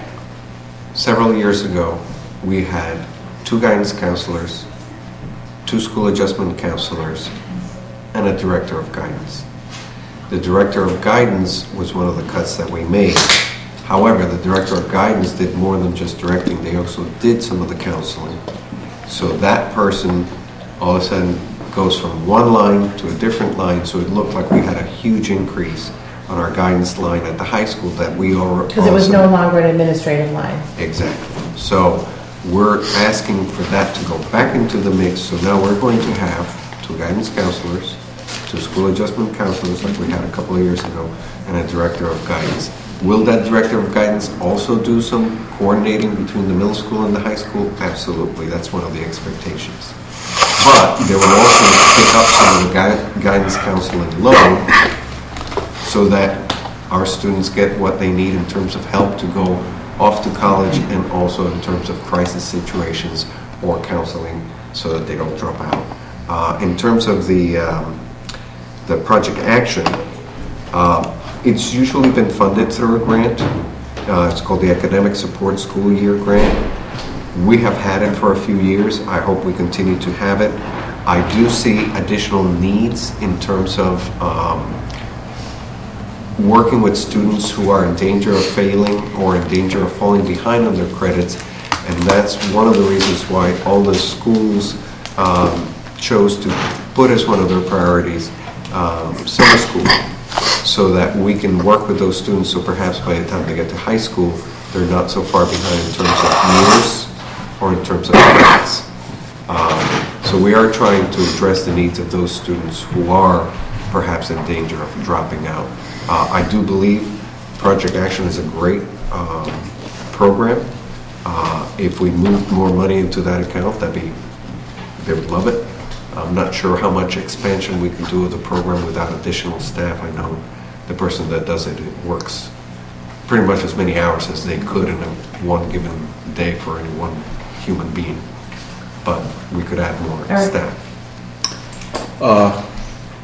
Michael did bring up a point today with Mr. Reposa here. With the students that might be going to other districts, other schools, when do we run the new bus routes to see if we're going to stay at where we are for buses at 16 buses, or I know we talked 2 weeks ago about maybe if we had 15 or anything. When do you usually do those? I usually am doing that weekly. Like I already kind of get an idea of who's leaving. So what do you kind of have an idea about? I can't see us going down to 15. Okay. Only because I know in the mornings, if everyone's out there and seeing the mornings, you're seeing 8 kids, 12 kids. If you look at those buses in the afternoon, the buses are packed. And that's keeping 2 children per seat. I think if you did a little poll out there of all the families, they would not want to see 3 children on the seat. And, typically right now, not saying size of children, but, kids nowadays are taller. I go into the elementary school in 2nd grade, they're bigger than I am. I know that doesn't say a lot for me, but, looking at it that way, I could, with East Beach being closed, before that used to say was the route that used to be towards the harbor was able to swing over and do that part of Boston.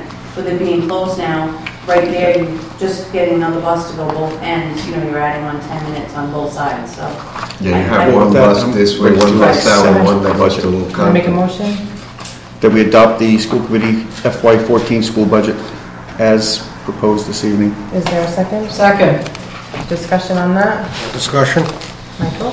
In the discussions that preceded this motion, I very clearly was indicating questions that have come forward to me by the general public and concerns on the structure of this budget. As the opening remarks, we very clearly are supporting increasing spending. It's where we spend it. Number one, at the last presentation, we talked about a director of guidance. The question was asked, what is the structure? Who's going to report to who? Is the guidance director going to handle the middle school guidance department? We were told at that time it was a very good question.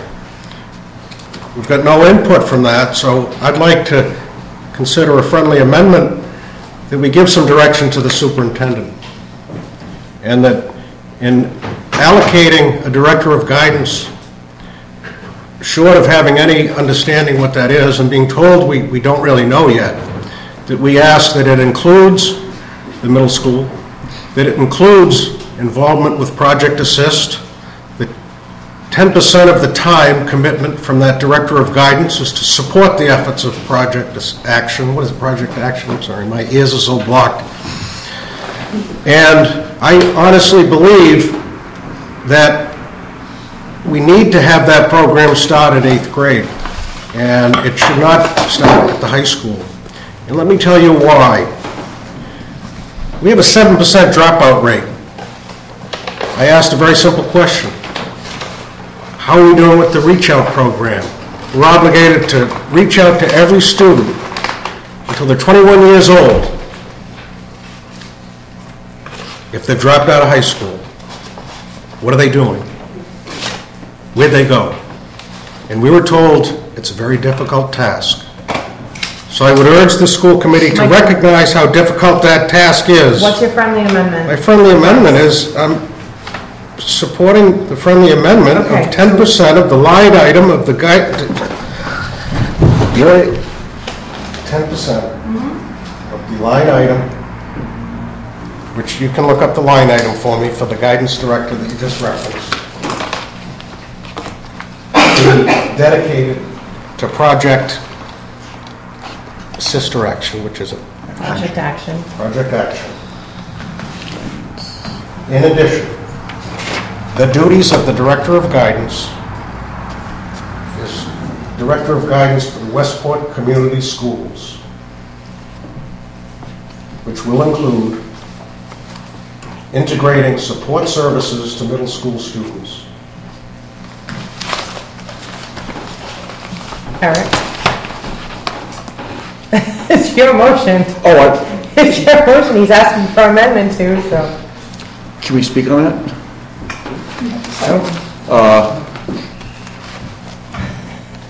Is there a second on the friendly amendment?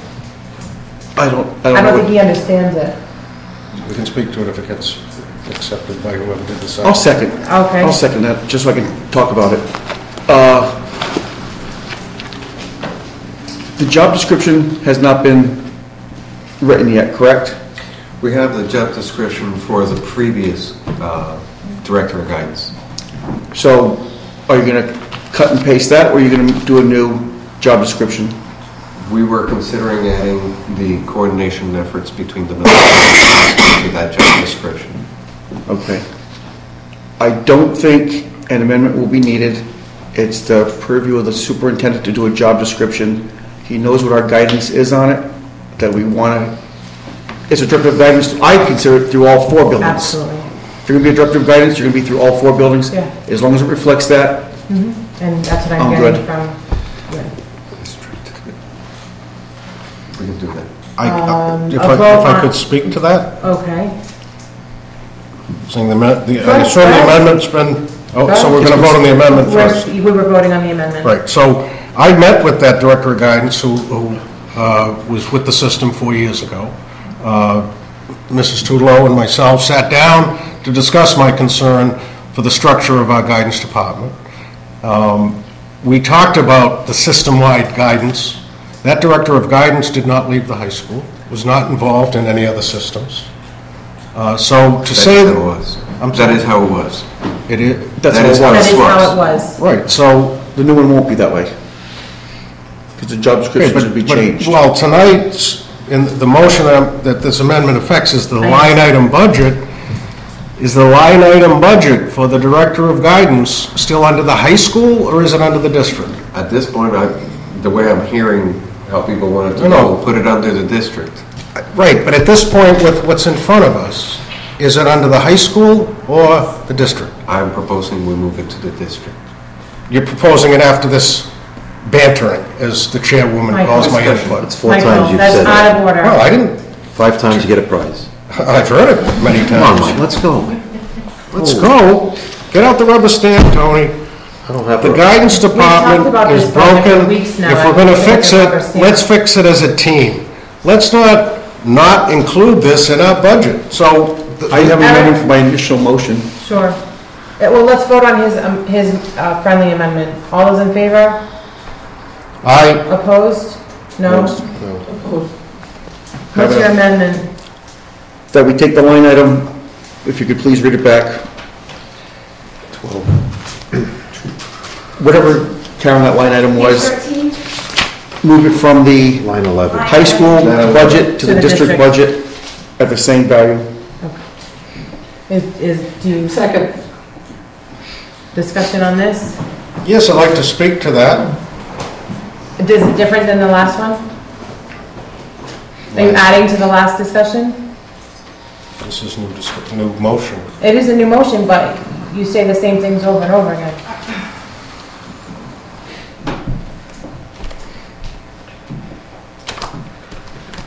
Is what different? Your discussion. It's a new I motion. understand that, Michael, but you repeat yourself, If you want to so- tell me I have a right to speak to a motion... I'm not it's- suggesting you don't have the right to speak. Either I'm just recognize saying- me or don't recognize me. Michael, you can speak if you're going to speak. You can decide if it's different and shut me Let them down. go for it. Because we know you have a 7 o'clock meeting that you want to rush out to. Michael, where did you go the last time you had to leave? I'm sorry? No, that's not going to... Come Will you on, it's a stop budget repeating? hearing. Please. Excuse me, Yes. when you have an amended motion, you still have... And I do have somewhere to go, and I've already told everybody I had You to didn't leave tell at me. 6:45. Well, you must be your ears because they're blocked. There's a lot of things that the flow of Eric information knows- lacks. Yes, we have a motion to move that line item. The amendment, right, the amended motion that Eric, we have... Oh, I'm sorry. All those in favor of Eric's amendment? Aye. Opposed? Are you voting? I was going to speak to that amendment, but Well, now you can speak to the amendment. We voted on the amendment, on making the amendment to his motion. Now you can speak to it. okay, I'd like to speak to the amendment. If you could just, it's moving the line item in such a way, under the authority of the school committee, to make a statement on how we feel the guidance department could work. I think everyone here realizes, however we leave this budget, nothing beyond the bottom line can be transferred. However, if we hadn't made this adjustment, which I think that the way that Eric put it together clearly points to the way we should do things in the future. Put them in the correct category. If we want to have services, we better put it in the budget accordingly. And that's a great example, and Eric's to be commended with understanding this discussion and making an amendment that clarifies it. All those in favor? Aye. Opposed? Thank you, Mike. Okay, you actually did not vote on the original. Yes, we We did. changed. We changed it, and now we just voted on the whole thing with Yes, the we amendment. So it's the original motion with the amendment. Okay, so that's how you're voting on it? Yes. Okay. To accept the FY14 budget as stated, 15.9. Now, I would actually like, With yep. line item taken to. I'd like to make a motion to approve page 18, line 10, media budget, Wes, as it stands. Second. Discussion? All those in favor? Aye. Abstain. And then I'd like to make a motion to approve line 21 on page 13 out of the Westport High School budget as it stands. Second. You can Second. finish. All in That's favor? yours. Discussion? Aye. Aye. Opposed? I'm in favor. Unanimous. Might you have to leave, so Not you're unanimous, I guess. running the rest of the meeting, Tony? Can we just get back to order food? Nice. Chinese. Just a little. Yeah, let's take a 5-minute recess. After basketball game, 7 Saturday. My son's basketball game is 7. I'm missing it.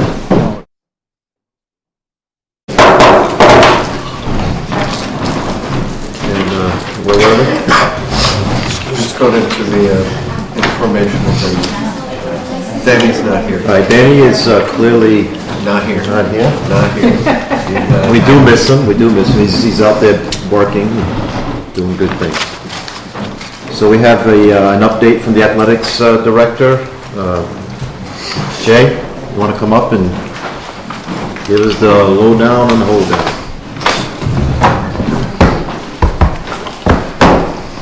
In terms of athletics, winter season just wrapped up. It was successful at the high school.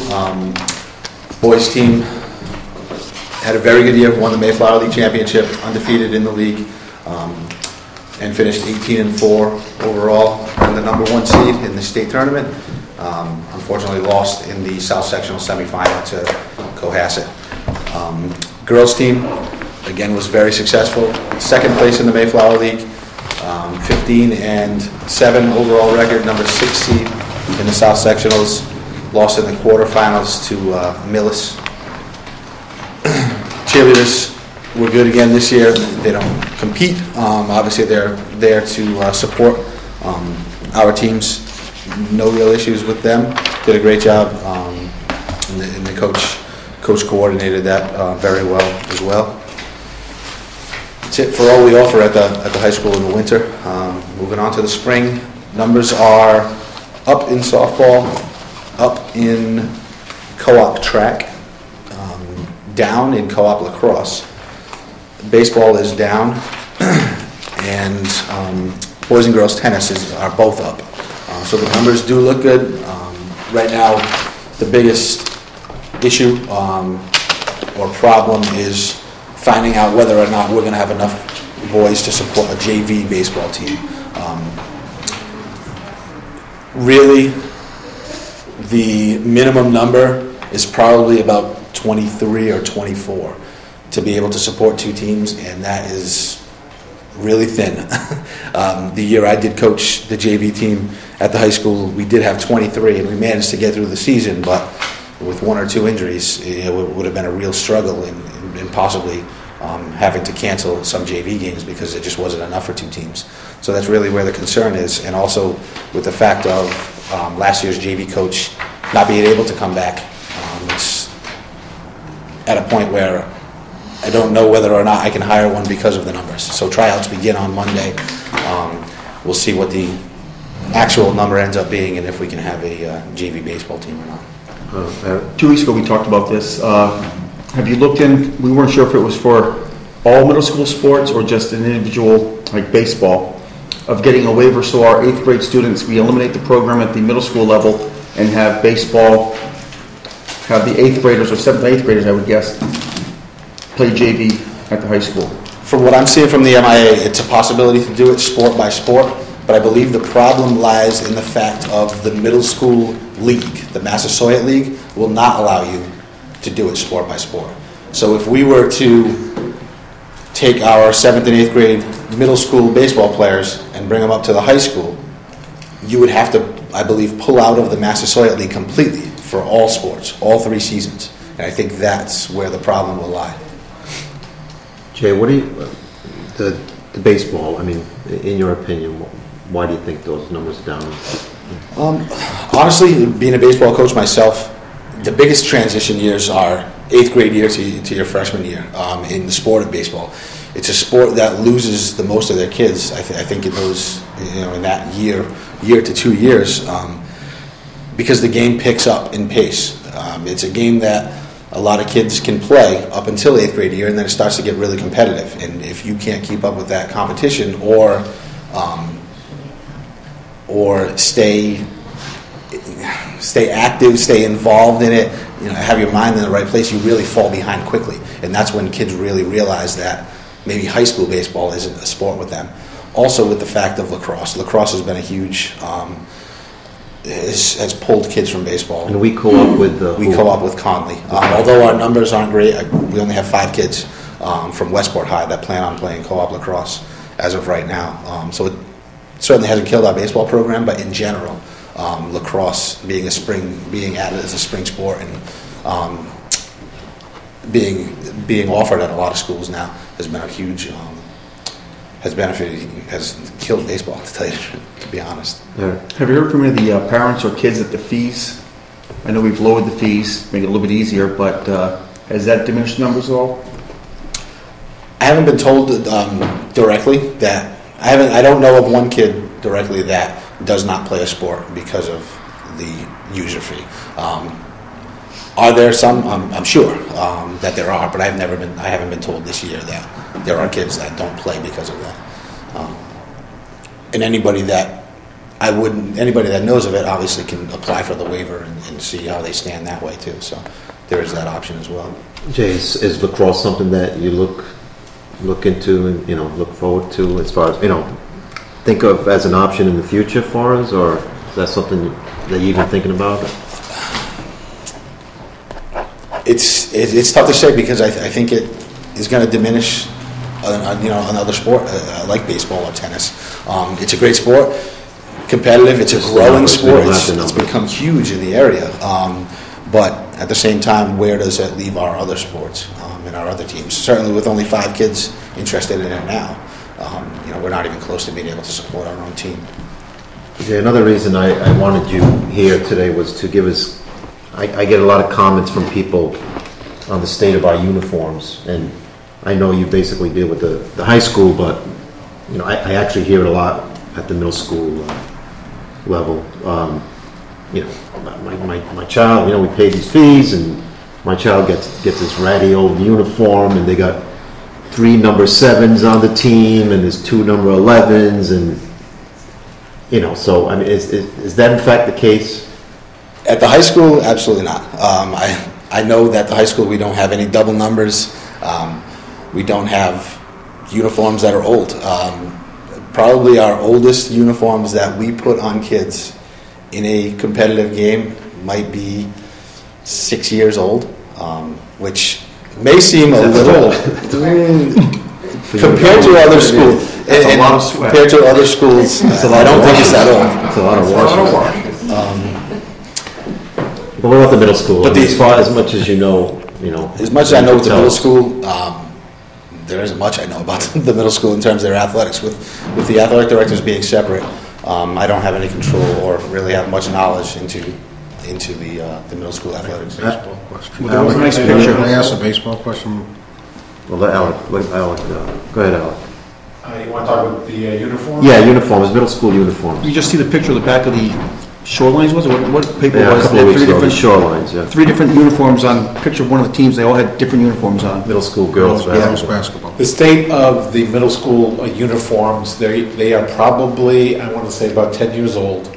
I don't have an exact date when they were purchased. The double numbers, probably, I'm not doubting it. I can tell you that when you look at the soccer team, they have many students, players in uniforms and other ones just in blue sweatshirts because there's not enough uniforms.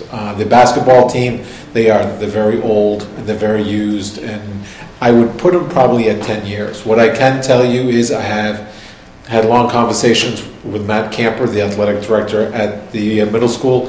He right now is in the process of having a uniform made for the middle school basketball teams, and a price for it. So hopefully within the next 2 weeks, he will have that uniform present so I can show it to the superintendent and we can go forward with that. And he'll have a price on buying, I want to say 17 boys and 17 girl basketball uniforms. He really concentrated on basketball uniforms. That's where I have heard those same comments about the state of the uniforms and how poorly they are. And yeah, it is. I mean, there's no. So I look forward to that, Alec. I'm glad that you guys do it. Just for your own thoughts and whatnot, the baseball uniforms, they are in very good condition, I think, and the field hockey uniforms are fine as well. So. Okay, Mike. On the uniforms at the middle school, the cheerleaders. Yep, they're new uniforms. Could I ask you to review that and see if there's a need for replacement of those as well? No, I can tell you right now there's not a need of replacement. Those were bought last year, if you remember. So they are very new uniforms.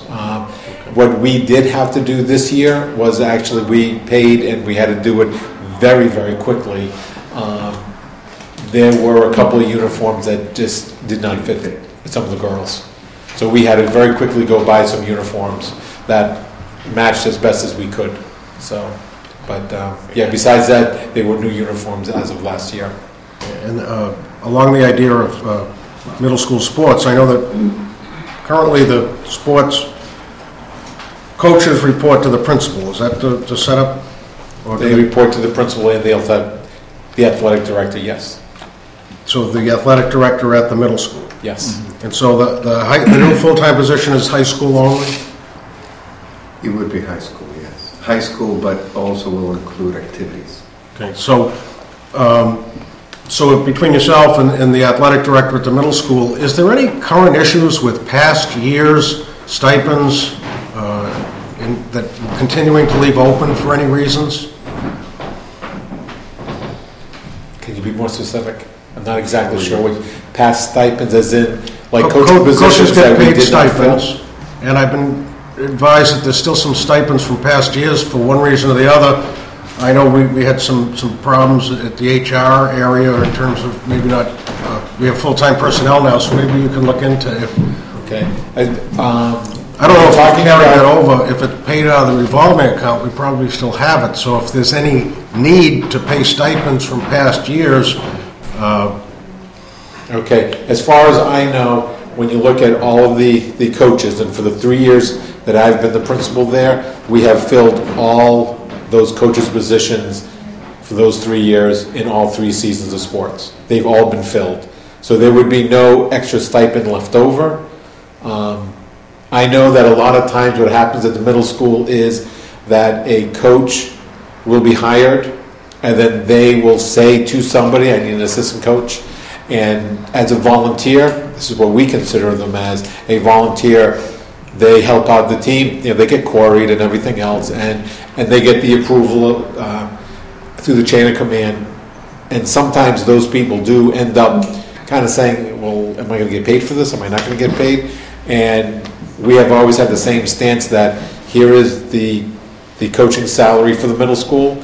If that coach wants to split the salary, his salary on his own time, that was fine.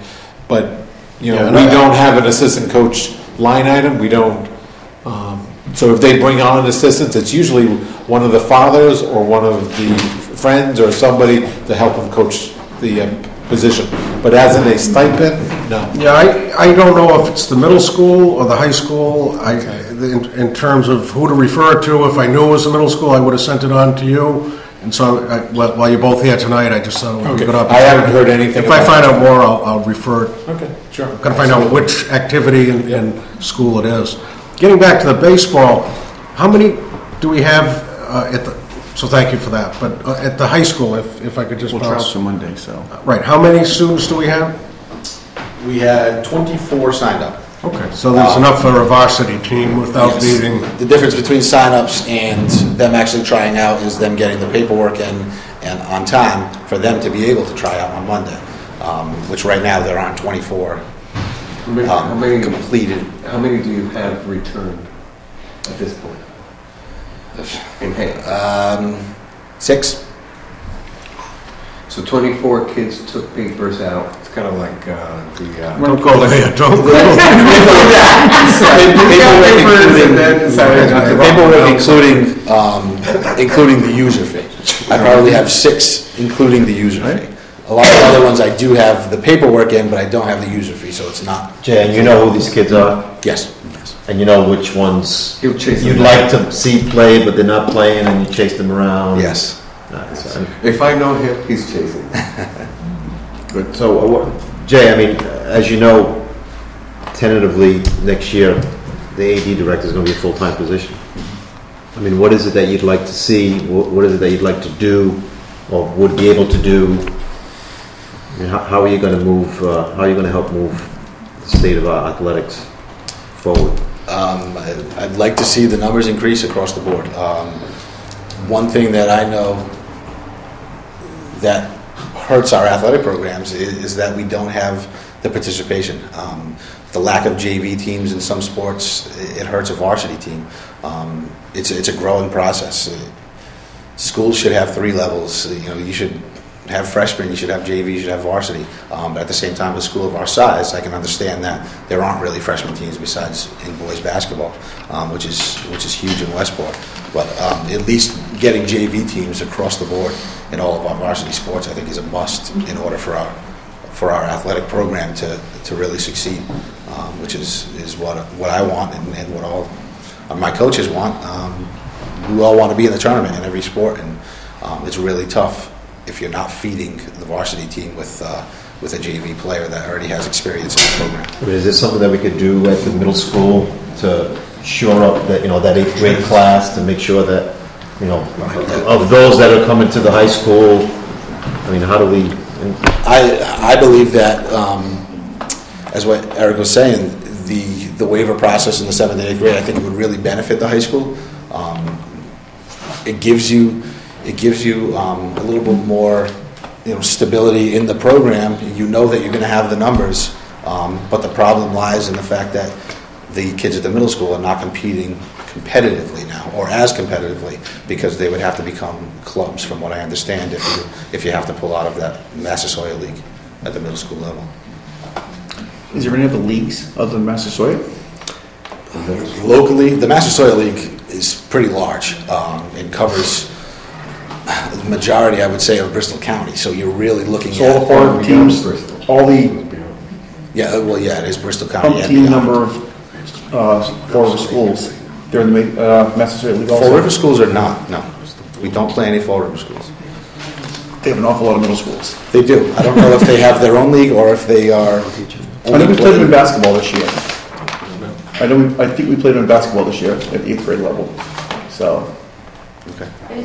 Would you be able to have the 7th and 8th graders say, like, practice with the high school kids, say, like, once every other week, or, to get them looking forward, that it's not that intimidating, the high school kids aren't as bad, that they get rid of that 8th to 9th grade fear that it's going to be the same. Yeah, you're going to be playing at a different level, your ability's going to need to be different, but I think it kind of works them into, wow, high school is basically what we're doing, kind of like more of a fun type of playing. I think it's a great idea. It's more of a coordination between the athletic departments and the coaches. To have common times to practice and be able to coordinate that themselves. I think another big problem through the chair is that I've seen the middle school team that was playing last year, 8th grade, and this year's 8th grade team. There's probably only 3 kids from that whole team that's moving on to our high school. They're going Girls. off to Conley, staying. On the girls' side? Girls and boys' side. They're just Right, so dispersed. You lose a lot of them at that point. Usually the kids that are playing the baseball and the basketball, we have very good student athletes. Sure. And when they do very well in school, unfortunately they find other options for high school.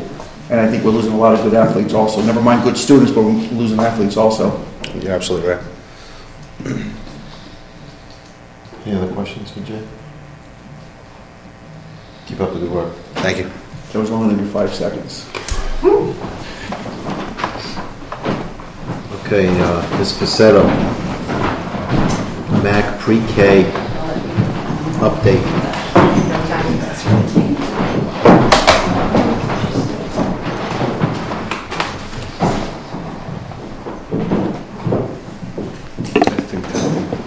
Chair here if you want to sit, and there's a microphone. Is that okay? Yeah, that's actually what it's there for. That would be much easier, thank you.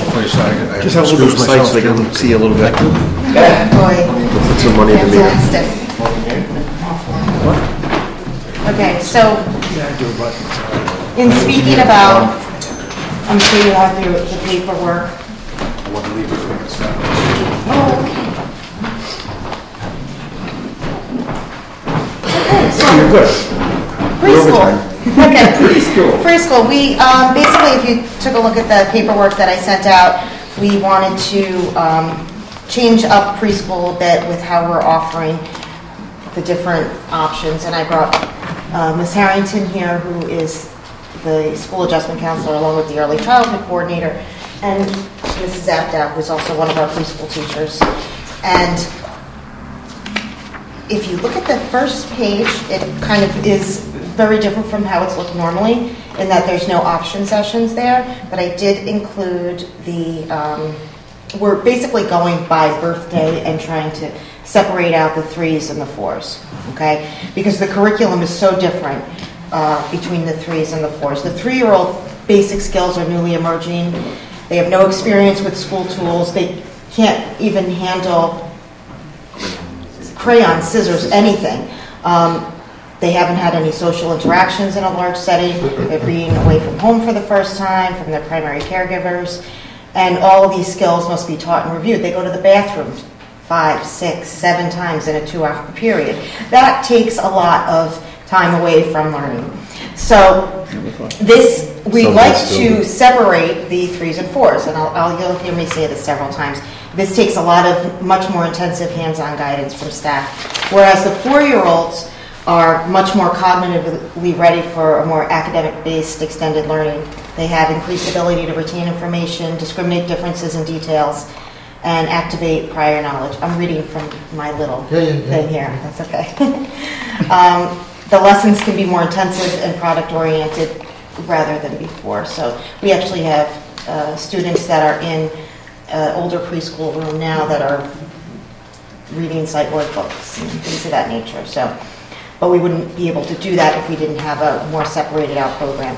Actually, the state of Massachusetts, their Common Core that you hear about all the time is actually for 4-year-olds. It is not for 3-year-olds. It actually says it in the paper that says that the pre-kindergarten standards apply to children who are at the end of this age group, meaning the older 4 and younger 5. However, when they come to kindergarten, they're expected to know 5-year-old stuff. So they could be in a class with 3-year-olds that need to use the facilities 5 times in 2 hours, and that's kind of interfering in the learning process. So we've come up with a solution, and that is offering solely full days, and that also has some budgetary reasons for that, which I'm sure Dr. Colley can expound upon. And if you look at that second page, it's basically separating out, expanding the program so that it consists of the 3-year-olds and 4-year-olds that maybe have not gone to school, depending on what kind of enrollment we see, and a pre-kindergarten class. So the first one is more of a preschool, and the second one is a pre-kindergarten class, which is 4-year-olds consisting of more of a kindergarten preparatory class. We also have the multi-age class, which is the Mrs. Abdow's class. And she has been taking on, I don't know if any of you know this, but she's been taking on model students. This year was the second year. And it was extremely successful. We take a maximum of 5, and we've fully enrolled that every year. And that is only on Monday, Wednesday, Friday in the morning. And those model students are with her multi-age classroom, which is a separate classroom. Okay, that's been extremely successful. And considering, since we were doing the other parts of preschool and pre-kindergarten, we wanted to kind of switch things up with her classroom as well. So it's more of a selection process where they come in, and I can have them set up, talk about why she wants to do that too. But just to go through the other items, in speaking about how many students we have next year entering a second 4-day, we have approximately 32 students returning preschool. Do we have that list that you're reading off of by any chance? This, returning? Yeah. No, I'm sorry. That's okay. Should I? No. Okay. I have 32 preschool returning students, so those age 4 students. So what I'm asking for is to go full day, Monday, Wednesday, Friday, and Tuesday, Thursday. Basically take the enrollments and then make the class lists, as opposed to they check off what section they want. Because that's 2 classes right there, right? Those 30. So we'd have 4 classes total. We have 2 teachers. Teachers. That 32, that's what's there now, you know is coming. That's not everyone. We don't know whether they're coming. We're assuming they're coming because they are already enrolled. We've always had. That's what I'm saying, that's not new enrollment. Exactly. So that would be potentially our 4 class. Maybe some of them wouldn't come next year. We'd get some other 4s, maybe that went to another daycare or something. Is this something that you've already met with Dr. Colley over, and you guys have, I know you're staffing, you guys are able to. So you guys are. I'm sorry, did I say? This works. Bottom line, does it work? It would work. One of the things we noticed was that when we broke it into half days, like 3 mornings and 3 afternoons, very, very, very few people wanted the afternoons. The other thing it does is it really breaks up the day. So what ends up happening is you come in, you do a couple of trips to the bathroom, and then it's snack time, then a couple more trips to the bathroom, and then you go home. Mm-hmm. And the amount of time for teaching is very small. Oh, you went outside too. And you went outside. So the amount of actual contact time with the students working on skill development and some of these skills we want to instill in even the younger ones gets lost. So if you do, instead of a lot of half days, do fewer but full days, we could do several things. One is we could extend some of the learning opportunities for the students.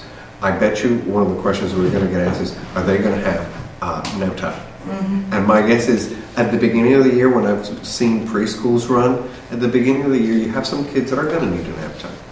They're going to need some rest time, quiet time, whatever you want to call it. Some of them will never take a nap, and I've seen that as well. But the teachers are good enough that they can adjust to the needs of the individual kids. So those who don't want to sleep will have some quiet activities, while the other ones who need to sleep until they get up to speed with the schedule can take a rest. The additional part that we may explore, and this is still in the exploratory stage, is as we ask parents to hopefully sign up for next year so we can solidify our numbers, we've asked, do some of them want to leave their children a little longer after preschool or a lot longer after preschool? We don't want to put together in front of you a proposal for what that would look like until we know if people would even be interested in it. Most people would say, hey, maybe if I go full day with a preschooler, I just need to take them home. It's a long day. Whereas we had some people asking for additional time, mostly the afternoon classes. So we're trying to respond to, you did a survey. Yes, we did a survey. So based on that, that's where we're going with more. This is all. Is that price of $385? Is that I've been a long time since I've had That's a okay. kid, actually not too long, but. Right. Is that comparable? Is that the going rate? Well, Probably the best actually, way to it's say lower it. than the going rate. Okay. So We've always been lower. We're not going to have problems asking for $385. We haven't moved our Per rate month. since I've been there. Okay. I don't think so. I mean, when you look at it on a per hour basis and you compare it to other. And it mentions for a small fee, go to $315. What's that? What are you thinking of that little small fee? It would be however much we'd have to pay the staff per hour. We've never had a problem with the small fee.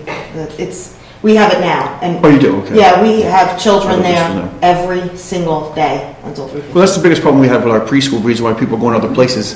The hours just don't fit into A work day. Normal work day. And that's why we're can't go asking. play 9 holes of golf, and you have to go pick up your kid at, at 11:15, so it was always difficult. That's why we're asking people if they're also interested in extending day till 5:30 too. So Because that would be a whole, That's that would be a whole new other story. program. But Yes. that's okay. We're That still would be a trying to new get some program. data for it. So what do you need from us? I just need you to say yes to this and to Liz Abdo and changing the way that she takes in her model students. You need a motion? Informational, no, this is informational, not action. Oh, Informational. Yes, we we'll will. give you the paper blessing. How many pre-K classes? We this have year? 2 teachers and we have, if, All right, two teachers. Sets, I know. sets of students, trying to figure it out. Yes, sets. 3, right? no, we have 6 sets if you If you include the count model. this as that. Yes, 6 sets of kids, And of this is going students. to do what to them? 5.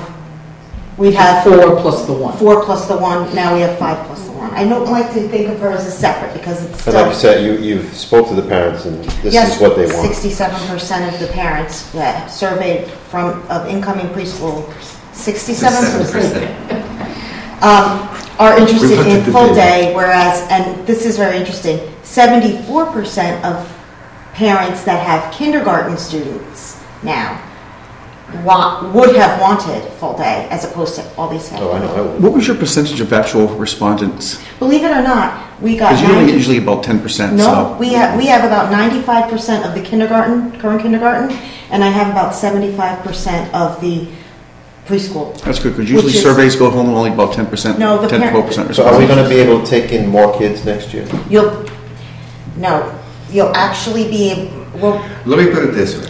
If after we have the signups, if we have a ton of people that come out of the woodwork, what's the signups? the census right now is at No, I mean, when are we going to have them Sign up. sign up, we have an information session on Monday, and our sign up is next Friday.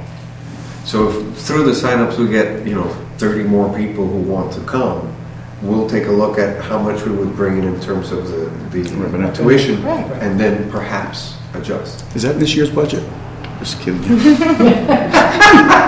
So we do Money in, money out. we have an It age 3 washes out. census of 68, and our pre-K returning to pre-K, so pre-K returning kids of 32, so we're talking about, right, which we could probably accommodate 65 students, depending on what the placements are. But every year we turn parents away. Every year we have a waiting list. We Have a waiting don't like to say turn parents away. We run out of room. But All right, we- so then we'll know in a few Move weeks. the Macumber over to elementary. We'll know in a few weeks whether we're going to Absolutely. revisit. Program. Right, and then just dealing with Ms. Abdow's just change of how she looks at the kiddos, and it'll be good. No, I think, Julie, when you talk about model students, explain that. Oh, sure. Actually, do you mind if I have Ms. Abdo? She's an Absolutely. expert. I know.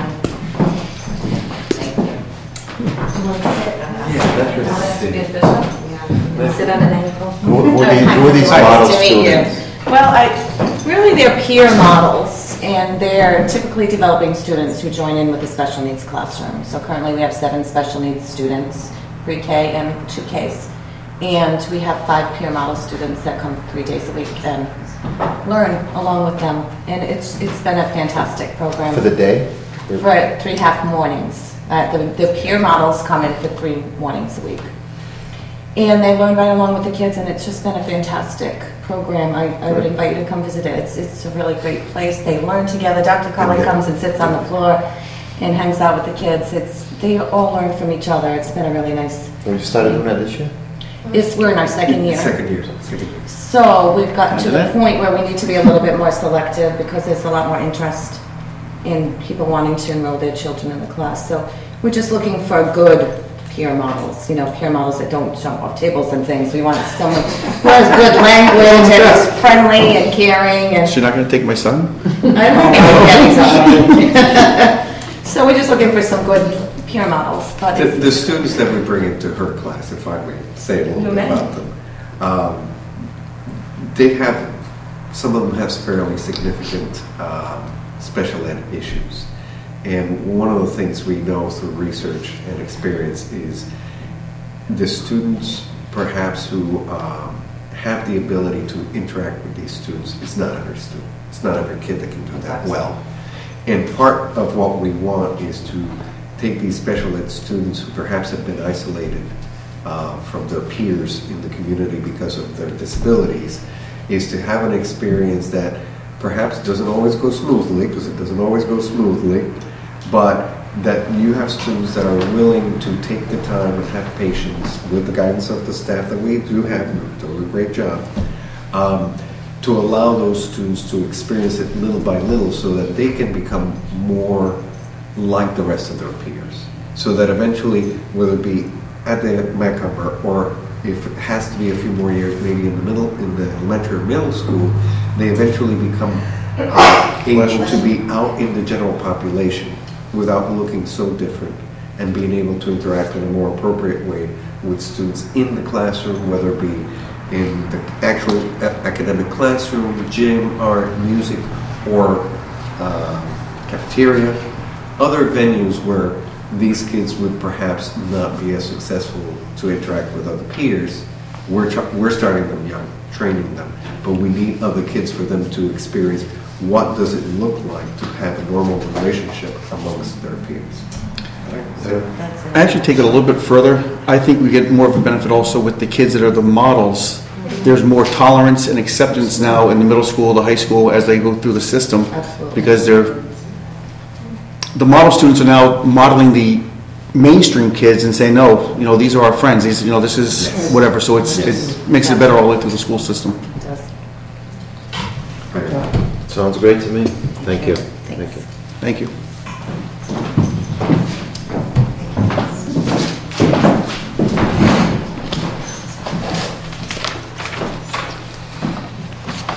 Okay, Julie, thank you. Thanks. Thank you. Dr. Colley, the SOI update? A few school committee meetings ago, you all instructed me to go ahead and start pushing for these statement of interests that the MSBA, Massachusetts School Building Authority, opened up, basically looking within the next 2 years, can you do something with your buildings, or are you planning to do something with your building where the MSBA would participate with some funding reimbursements to the schools if you pursued doing anything to the buildings. We started with 4 options. Of those 4 options, Mr. Viveras and I went to the Capital Improvement Planning Committee, presented them just to make sure that there's some acceptance at that level of our town for pursuing some of these options. They narrowed the choices to 2. And when I went back to the office and started actually inputting the information, which has to be done through the computer system that they have, trying to explain what is it that we're thinking of doing, I noticed that the system would not let me basically give alternative options. So I ended up calling the MSBA and asked a lot of questions. They were on the phone with me for quite a long time, and they had some suggestions and some clarifications, if you will. One, they're not set up to have options. What they're looking for is for the town, beginning with the school committee and including then after that the Board of Selectmen, to come up with one idea of what it is you want to do. So the 4 options, they're not going to accept that. You could write one statement of interest for each building, but you have to basically choose what is it you want to do with that building. Or if one statement of interest for one building affects another, you can put it for all the buildings and explain how over the 2, 3, 4 years of build out that it would affect those other buildings. But they would not ask, they basically are asking, make sure you have your ducks in a row, that you have some agreements at the school committee level, at the Board of Selectmen level, before you even go and put them into the computer system, so that you don't waste your time, because it will only take one set of options, not two or three. What is your, I wasn't at that meeting that you guys did this, so I don't even know what the discussion Yeah, evolved let me, around. There were, yeah, go ahead. You remember, we put forward four I remember that was a long time ago, ideas. yes. One was, rehab the middle school. Another one was Build a junior, senior type of thing, close one school, do this and that, yes. rehab the middle school, close the middle school down, build a new middle school. And then there was talk about, well, if we're going to start building new buildings, let's build a senior, junior building, 7 through 12, move the 5th and 6th to an addition at one of the other buildings. And then the other option, the fourth option, was just an addition here, close the middle, an addition here, an addition at the MAC. Well, we're not at the high school tonight, so. I mean, at the middle, so an addition at the high school, an addition at the MAC. It's true. Maybe the elementary also. So at the Capital Improvement Planning Committee, it was pretty evident that they want to close the middle school. Any option that had spending any money on the middle school was off the table.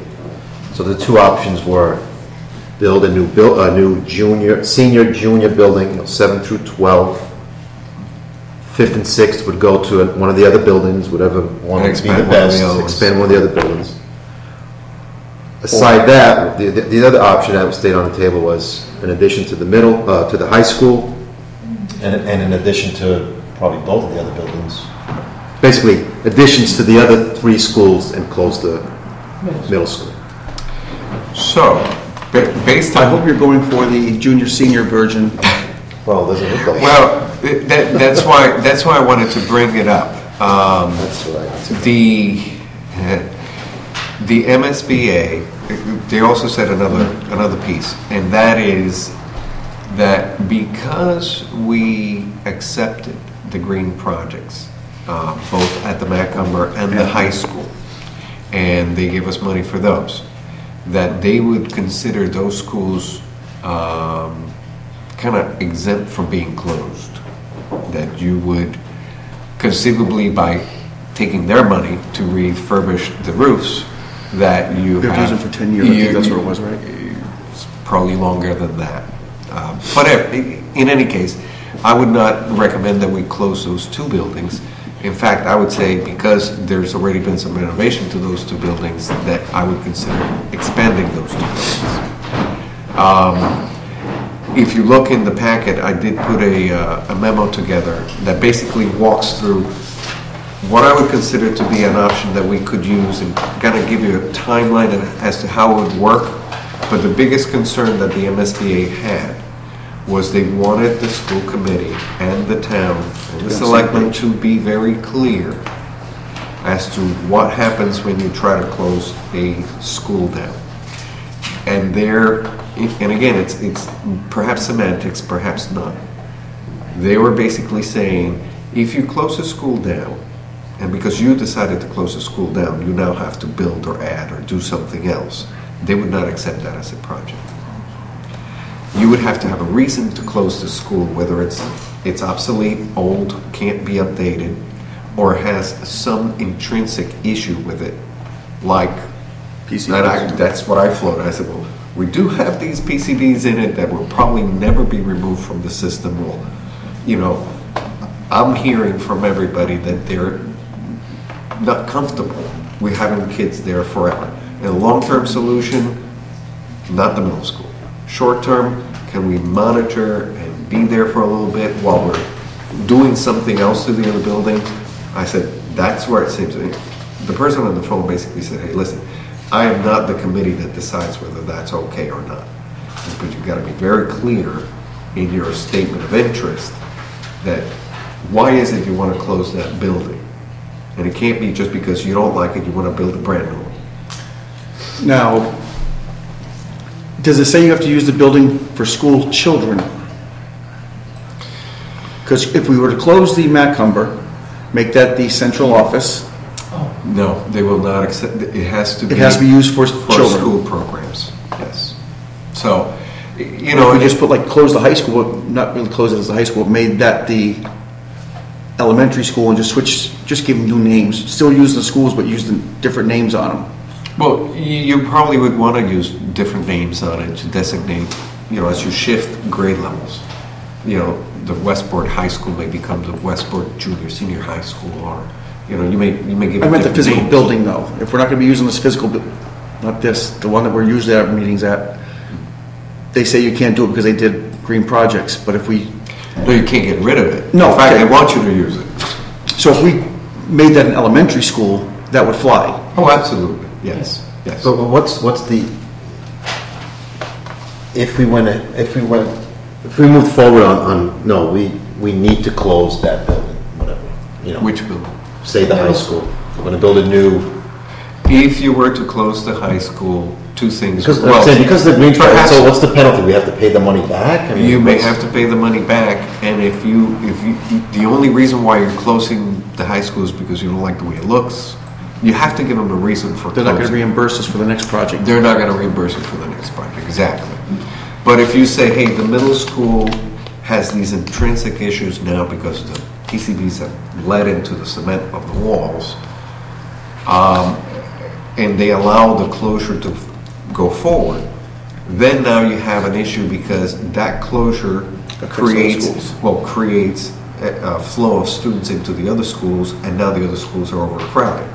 So your statement of interest would say, in order to deal with that overcrowding that would go to the other schools, we want to do an expansion here, an expansion there. As soon as you put in the expansion, you can move the kids from the old part of the building to the new part of the building, clean up the old part of the building so it comes up to code, and now all of a sudden you have a new part of the building, an old part of the building that's up to code, upgraded, looks new from the inside out, and now you can have a certain number of students in there and a certain number of programs that you wouldn't have otherwise done. So the idea would be to go from 4 buildings to 3 buildings, and how to do that, the only way I see it is expanding, either huge expansion on one building and move everybody there, or 2 expansions in 2 buildings. Where does cost come into their decision? I mean, at some point they're going to say, okay. They would the way it usually works is if they accept this statement of interest, obviously they would have to have hopefully the whole school committee approval, the whole board of selectmen approval. In a project of this magnitude, where you're closing a building, expanding to others, and then renovating everything in between, they would probably ask, first level would be to do a study. What would be the most appropriate things for you to do to the buildings in terms of how big is the expansion, how much room do you really need, what programs you would be able to carry out in the old part versus the new part. Like, can you share the gym at the high school if you put 7th and 8th grade up there, or 6th, 7th, and 8th? Where does the break point come? They would request that you do a study before they let you put a shovel in the ground, or even accept what you're going to do. So that study, like a few months ago, we had somebody come in and say, describe what they do when they do these kinds of studies. That's Nick, and there was another gentleman.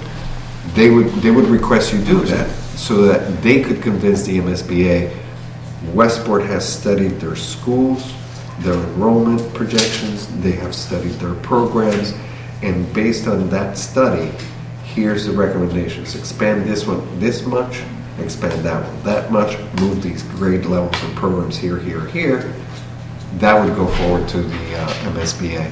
And if they accept all that, they'll put in, I think it's 46%. I don't know, I still like option 2, which was the abandon the middle school, high school, and the back. They will not allow build a new junior, senior high school and expand. I knew you want that, and I was coming to give you the update that before I even try to write that in, I can tell you they're not going to accept it.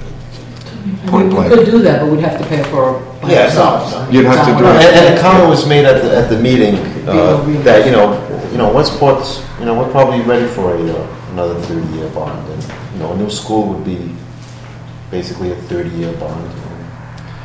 It's time to borrow the money. The only concern is when they came and looked. The only concern is when they looked at our schools compared to other places. We have maintained our schools very well. So they're going to say those schools Well, no, but what they're saying is those schools are good up to a point. Yes, they would definitely work with us to upgrade, whether it be the inside, the computers, everything, the ADA issues that we have in every school. They would say, yes, we will participate in that, but don't tear the whole building down if you don't need to.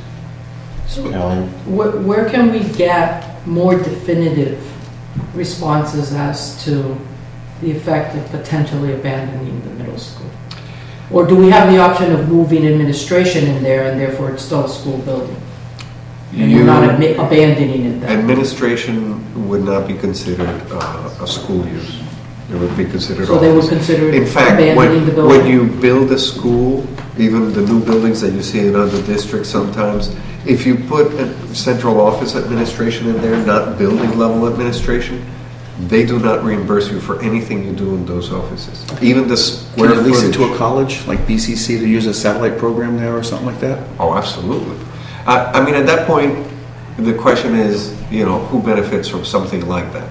The town obviously could use the building for, you know, sometimes I walk around this building and you go into some of the offices and all the corners are piled up with storage of materials and documents. What's this? I Ms. Dargan, you have I just something want to to add? share, yes, that I encountered this when I tried to close a building in a former district, and I found out that we had taken out a bond, and because we had not utilized the building for 10 years after the bond was repaid, we couldn't close the building. So with that being said, when all was said and done, if I were going to close the building, as long as I kept it open and leasing it to a K through 12 institute, such as renting out one of the rooms to a collaborative, Head Start, anything in the community, then yes, it would be considered still functioning as a school. So you could use the rest of it as offices and then, you know, lease it to some other organization. My only concern, and actually they asked me that question, do we have a bond on the middle school? The answer is we don't. That school was built like 46 years ago. By the time we do anything, they'll probably be 50 years old. So on that basis, I don't think they'll come after us and say, if you don't use it as a school, they're not going to penalize you. You just have to tell them why you're not going to use it as a school in order to ask for expansion And or the whatever. PCB issue on its face is not enough for them. No, right, they didn't say that. He said that if you're going to write it, put that in there, and they'll evaluate it. So there's no guarantee. There's no, in other words, nobody up there, exactly, nobody up there is going to give you an answer before you put the statement of interest in. They're just saying, be careful how you write it. Make sure that it's only one set of options that you come to agreement on. Send it to us, and then we will tell you. Now, the other thing that happens is when they tell you what the statement of interest and how they evaluated and what they thought, they will tell you if they like this part but not that part, if you can do this but not that. You can rewrite it again? Probably the following year. So you're out of the queue. For that year. Do we have any instruction from any other school systems in the state that have dealt with similar issues? I know there have been other schools that have had PCBs, and have they closed the school? What has their experience been with the statement of interest and the support? I know it's not identical, but There's only 2 schools that I know that I know personally, but there may be others. There's only 2 schools. One of them was in Arlington, and they had already. The reason why they found the PCBs is because they were already in a building project that was approved by them to build a new school. Okay. So when they did that, they were already moving. They already had approvals and everything in place. So it didn't apply to them. There was another, was it a similar situation? There wasn't a Lawrence. It may have been Lawrence. I forget what the name of the school is. Lincoln. It may be Lincoln School System, but I'm thinking of the actual name of the school. But they already had a project as well. So the only other one I know is, I think New Bedford had part of one of their schools that they basically blocked off. But they didn't close the whole school. They just closed a part of it and they just don't use it. Now, obviously, because we paid them their extra money they wanted, we still have a good relationship with Pink and all the other triumvirate that they can write statements for us if we need to submit? One of the things that they asked me is, do you have anybody, any outside agency saying that you have PCBs in there and they're bad and all that? I said, oh, absolutely. So I put a bug into Bob May's ear to finish that report that has been in draft mode. He says, well, this is kind of chicken and the egg. I can put in the report, but part of the report is the long-term plan, and the long-term plan would be the SOI. So I said I'd come to you today and say, can we, as a school committee, as a school community, agree on one option that I can then give to him to put into, well, not just that, but that he can put into the report to the EPA, which then is not a draft report anymore, that I can put into the SOI so that we can send to the MSBA that we would like to close the middle school because of this report, here you go. And because of closing the middle school, you're going to expand X, Y, Z, and this is the SOI. That then goes to the Board of Selectmen for approval. So I'm looking at a very short window. Just to tell you, and I'll be very honest, just to save time, because I know this is going to be crunch time, a period of a week or so, I've already written draft SOIs with most of the information in there, but I just want to make sure that I'm writing what you want to write. My recommendation would be, and the other thing they said, and I'll say it at this point, they said once you get the SOIs in and they get approved through the study of the district and the help of the MSBA, they may jigger it a little bit. So if I say, and this would be my proposal, close middle school, 7 and 8 to the high school in an addition, 4, 5, 6 to the elementary school, and then pre-K through 3 at the MAC, add an addition there. Do that as a statement of interest. Hopefully they'll accept it in concept.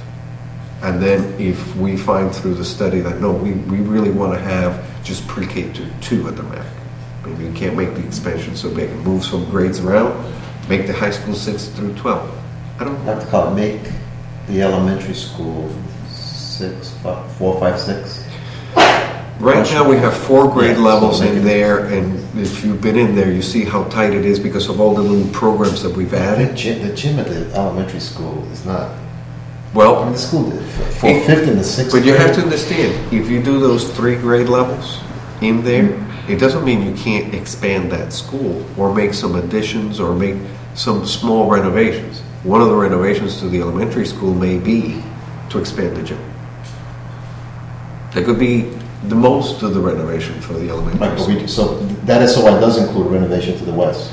It includes renovation to all two old parts of the buildings, the MAC and the high school old parts, and the elementary school. And the west, so. Which would then become an intermediate school, or whatever. That's why I said we would probably end up changing. But then at some point we'll study it and we'll get some figure from someone out there and we'll look at that number and at that point.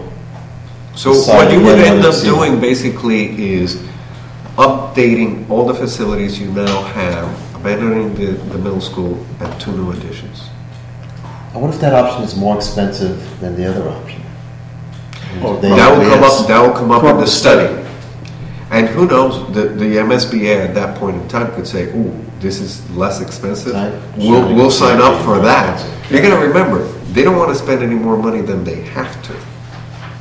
Because whatever money they spend on us, that's less money they have to spend on the 50 other projects that are being proposed. Just in 4 of those 50 projects. Yeah, we would like to have one of those. So just for the record, option 2 would basically turn this town into a 2-building school system. And again, I don't have a problem with that option conceptually. The problem is they will not let you give up the MAC and the high school unless you give up the money for it. Move the roof. Well, the MAC actually has Head Start in it, and we can still let them have that building. That could be a way to do it. The MAC members, they still have the Head Start program, and they still need it in the city, town. But does that could be a way to keep it. Does that just disqualify you, or it just says, okay, you guys might need to pay that back? I mean, does it just? Oh no, it would have to disqualify you, or The town could build as many schools as they wanted to. No, and as far as the MSBA, approving the SOI, would they approve an SOI with the caveat, well, you guys got to pay us back $1 million we spent on your roof 3 years ago, whatever, I mean. They don't even approve it that way. That's what I'm saying, so they What wouldn't even. I'm reading here, I'm getting the sense that they don't even, I'm scanning this. What I would say is put in the SOI, and then if they approve it, you do the study. Once you get the study, that's when the real negotiations come up with the MSBA. Because I think they will say that. If doing all those renovations and the 2 additions is more expensive, then they may be the ones to come to you and say, oh, we'll approve this if. Right, so but then it'll be their say. You don't want a motion, you just want a guidance, a nod. Well, I can only put one in. I just want to know which one. Well, that's the one you we're want me gonna to go put with. it. Yes, this again is informational, so. I will. Is this on the agenda for tomorrow? For the 27th. No, for tomorrow's. What's the joint meeting? Tomorrow I will tell the. But is it on the agenda? It's not on the agenda. The agenda for tomorrow is to tour the middle school. I will probably give them some of this information because some people have asked me. 5:00. And 5:30. At the middle school? At the middle school. Meaning room 250, Lab B. Are you telling us that you need a decision before the 27th? I will, if you're Well, I mean, okay, I will put that, this is the option, that's the option. that SOI. I didn't want to bring the SOI on the 27th for you to review without having explained to you what SOI you may end up seeing. My suggestion is that if you're okay with me proceeding with one option, that would be the option that I propose. And then if through the course of the studies that they will require, because they will require them, if the MSBA says do something well, that's what we got to do. That's what we got to do. Yeah, my only concern is this, I can't tell you whether abandoning the building is... Yeah, you got to submit, and then we'll tell you. Right, that's my only, and I would like to see whether we could get a little better sense of feelings there, that's my... Well, Tony and I were both in the basement when Bob May said this building can never be used again for a school. As long as he puts that in his report, I think we're good. Right? All right, so you know what to go with that. Let's take a half-hour recess now. Michelle, is there something you need? Put on another We're having a day. good meeting here, we're wrapping up like Eric, you know. That's the comic relief part. I'm dying over here. Wrapping up. Michelle, you got something to say about the lunch program and the school lunch account? Well, I was brought here to discuss lunch fees. At the last school committee meeting, I had made a suggestion that perhaps the lunch fees could go up by 25 cents to try to protect the lunch program from going. You got your study back, right? Did you get that back? Study, survey. I did. I'm still working on putting that together, and I'll bring that back to you guys. so you Survey can monkey. see. Oh, yes. Exactly, see what it looks like. But anyway, you guys asked that she come and present this and give more explanation to it. Right, so I just wanted to give you a basic idea of what the fees, that 25 cents, we've been at the same lunch fees for about 7 years right now. When you look at all of the surrounding districts, our districts are about the same size to us, their lunch fees that they're charging are $2.50 minimum at high school and middle school level, and about $2.25 at the elementary levels. So we've been low right along. It brings in, that quarter generates about $30,000 worth of revenue, which the increase of salaries, the increase in food purchasing, supplies, and with the new nutrition regulations, that 25 cents was well needed prior to all of that. Right now, looking at the equipment that we have, and again, when you're talking about capital loans and bringing some of this forward, the middle school equipment's 46 years old. That is every equipment in all of the schools, the steamers, the ovens, they're the same, that's the same equipment that was installed at the time the buildings were put up and used in schools. So you saw them? And right now, I have a maintenance program that I run, that I keep an eye on during the vacation weeks, during the summer, to maintain it. We're constantly changing the vendors that we're using to keep the equipment running. The problem that we're starting to get to now is some of the parts are no longer available. We fabricated a couple. Yes, we fabricated a couple because the doors we were not able to get. We had maintenance come in, they did some, Jewelry. yes, that too, to try to keep them up to date. Yeah. The problem is, the middle school, one of their scheme is their ovens, they have a big combination. So it is in whatever plan you're making for capital improvements, I would like to be part of that, or my department be part of that, because before I start purchasing new equipment, it costs just as much to move the equipment, even if I purchase an oven. By the time you install it with the electrical, with the plumbing and whatnot, and that equipment is installed and then moved, it never works the same, and the warranty is canceled. So even though I might spend $30,000 on a brand new oven, if we all of a sudden decide to close the middle school, that $30,000 oven is long gone. If it breaks 2 days later, they do not warranty it. So in the decision making of buildings and what we're doing, and also in looking at that, the McNamara School, which is something I've been looking over the last year and a half, we lose approximately $11,000 to $16,000 a year in revenue at that school. Just for the staff and a half that I have there, it costs $33,000 for my staff. We only sell 67 to 85 lunches a day there. The revenue does not cover the cost of the food, the staff that's there, or maintaining the equipment. I just paid about $6,200. I had to put a new stand-up freezer and a new stand-up cooler over there. And, you know, basically, if you look at that, this past year, that building's cost me about $18,000.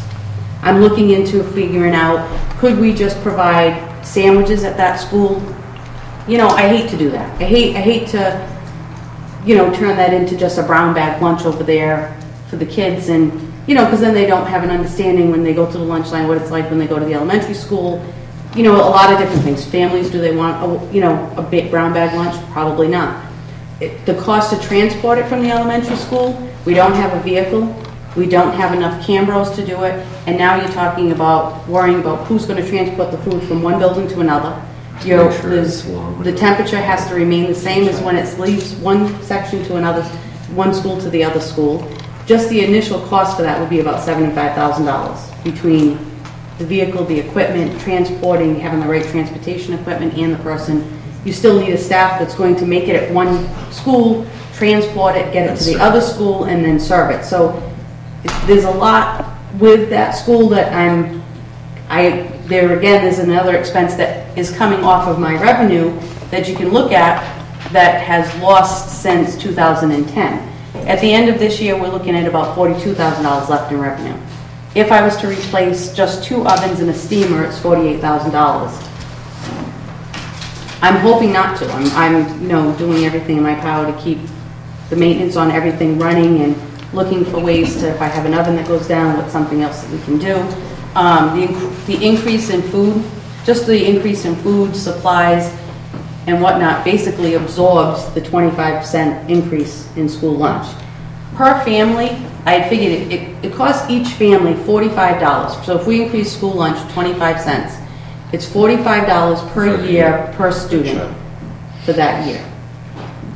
You know, I've done, you know, some looking around. I've looked at different, I mean, I'm always looking at what the other schools, what their menus look like. Are we doing something different? Is our food any less than other districts are? You know, it's really not. I mean, am I still looking? The survey was done to find out what other foods can we put in that, you know, people always bring up beef sticks at the elementary school. It's constant. I was at the elementary school today, and, you know, yeah, it's just something on the menu. It won't be there forever. But what, if any, impact are you going to see from the pre-K program going to full day? Are you going to get any lunches from that? We will. We'll be able to get some lunches from that, because then we can provide the same lunch to them, same program as kindergarten. So if they have an enrollment of, say, 80 students, we normally have a participation of 67%. Pre-K could, you know, a lot of the pre-Ks, the parents might come along and want to purchase lunch for them so that they feel like they're part of the kindergarten students. And so, I mean, you get a little bit, but the problem with that is what it costs us to, it's about $1.68, I believe, the cost for the food. And that was prior to the increase of food and supplies. So we're selling it for $2. It's going to cost, probably the cost right now is maybe $1.75. We might make 25 cents on that lunch if we're lucky. Right, but I mean, the option to get rid of the loss that you're experiencing, the 25 cents is not going to cover your loss. Right, either. exactly. The option is to get rid of the program completely, which I don't think we want to do. No, and I don't want to do that. That's not an option. You're mitigating your looking at. losses by increasing it by 25 Right, cents. basically. What is she looking for from us tonight? It's not an action thing. What are we doing? Yeah, this is on the action. Oh, this part of the action, right? This is about increasing lunch fees.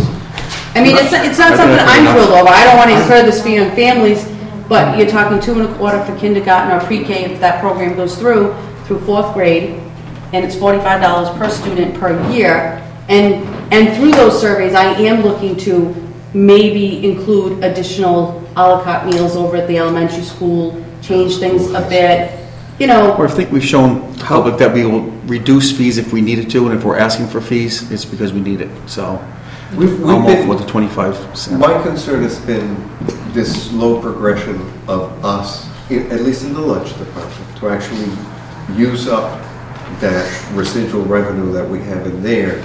And mostly it's been going to fixing the old equipment. So just fixing it, not replacing it. Our fear has always been if one of those big pieces goes, $30,000, $40,000 just walked out the door. Now you may be faced with a deficit. One of the other pieces that I look at in terms of the lunch program in general was there was a concern that perhaps an outside company could come in and run it cheaply or less cost. No, I had done. We've looked at this before. 2010, I had done some work on this. December, I had done some more work just for salaries right off of the bat. They basically, I still stay. 1/3 of my salary goes towards this program. 1/3 of the food service clerk salary goes. They bring in a director of food service over and above me, which is minimum of $50,000. They bring in a registered dietitian. Then they bring in a culinary dietitian, all at $25,000 apiece. And that's not even, the salary for the staff that's working there, the food service staff, still remains in place. So whether we pay for it or they pay for it. Then with the equipment, because of the equipment was part of it, I had asked about the equipment. I said, what happens if you come in and our equipment fails? They said, we don't pay for that. What we basically do is, we look at your equipment, we do an assessment of it, we basically see what the cost is going to be to upgrade it, to fix it, purchase new. We then build that cost into your 3-year contract. So you'll either get a 2-year contract with them or a 3-year, so we're basically paying for it ourselves with interest.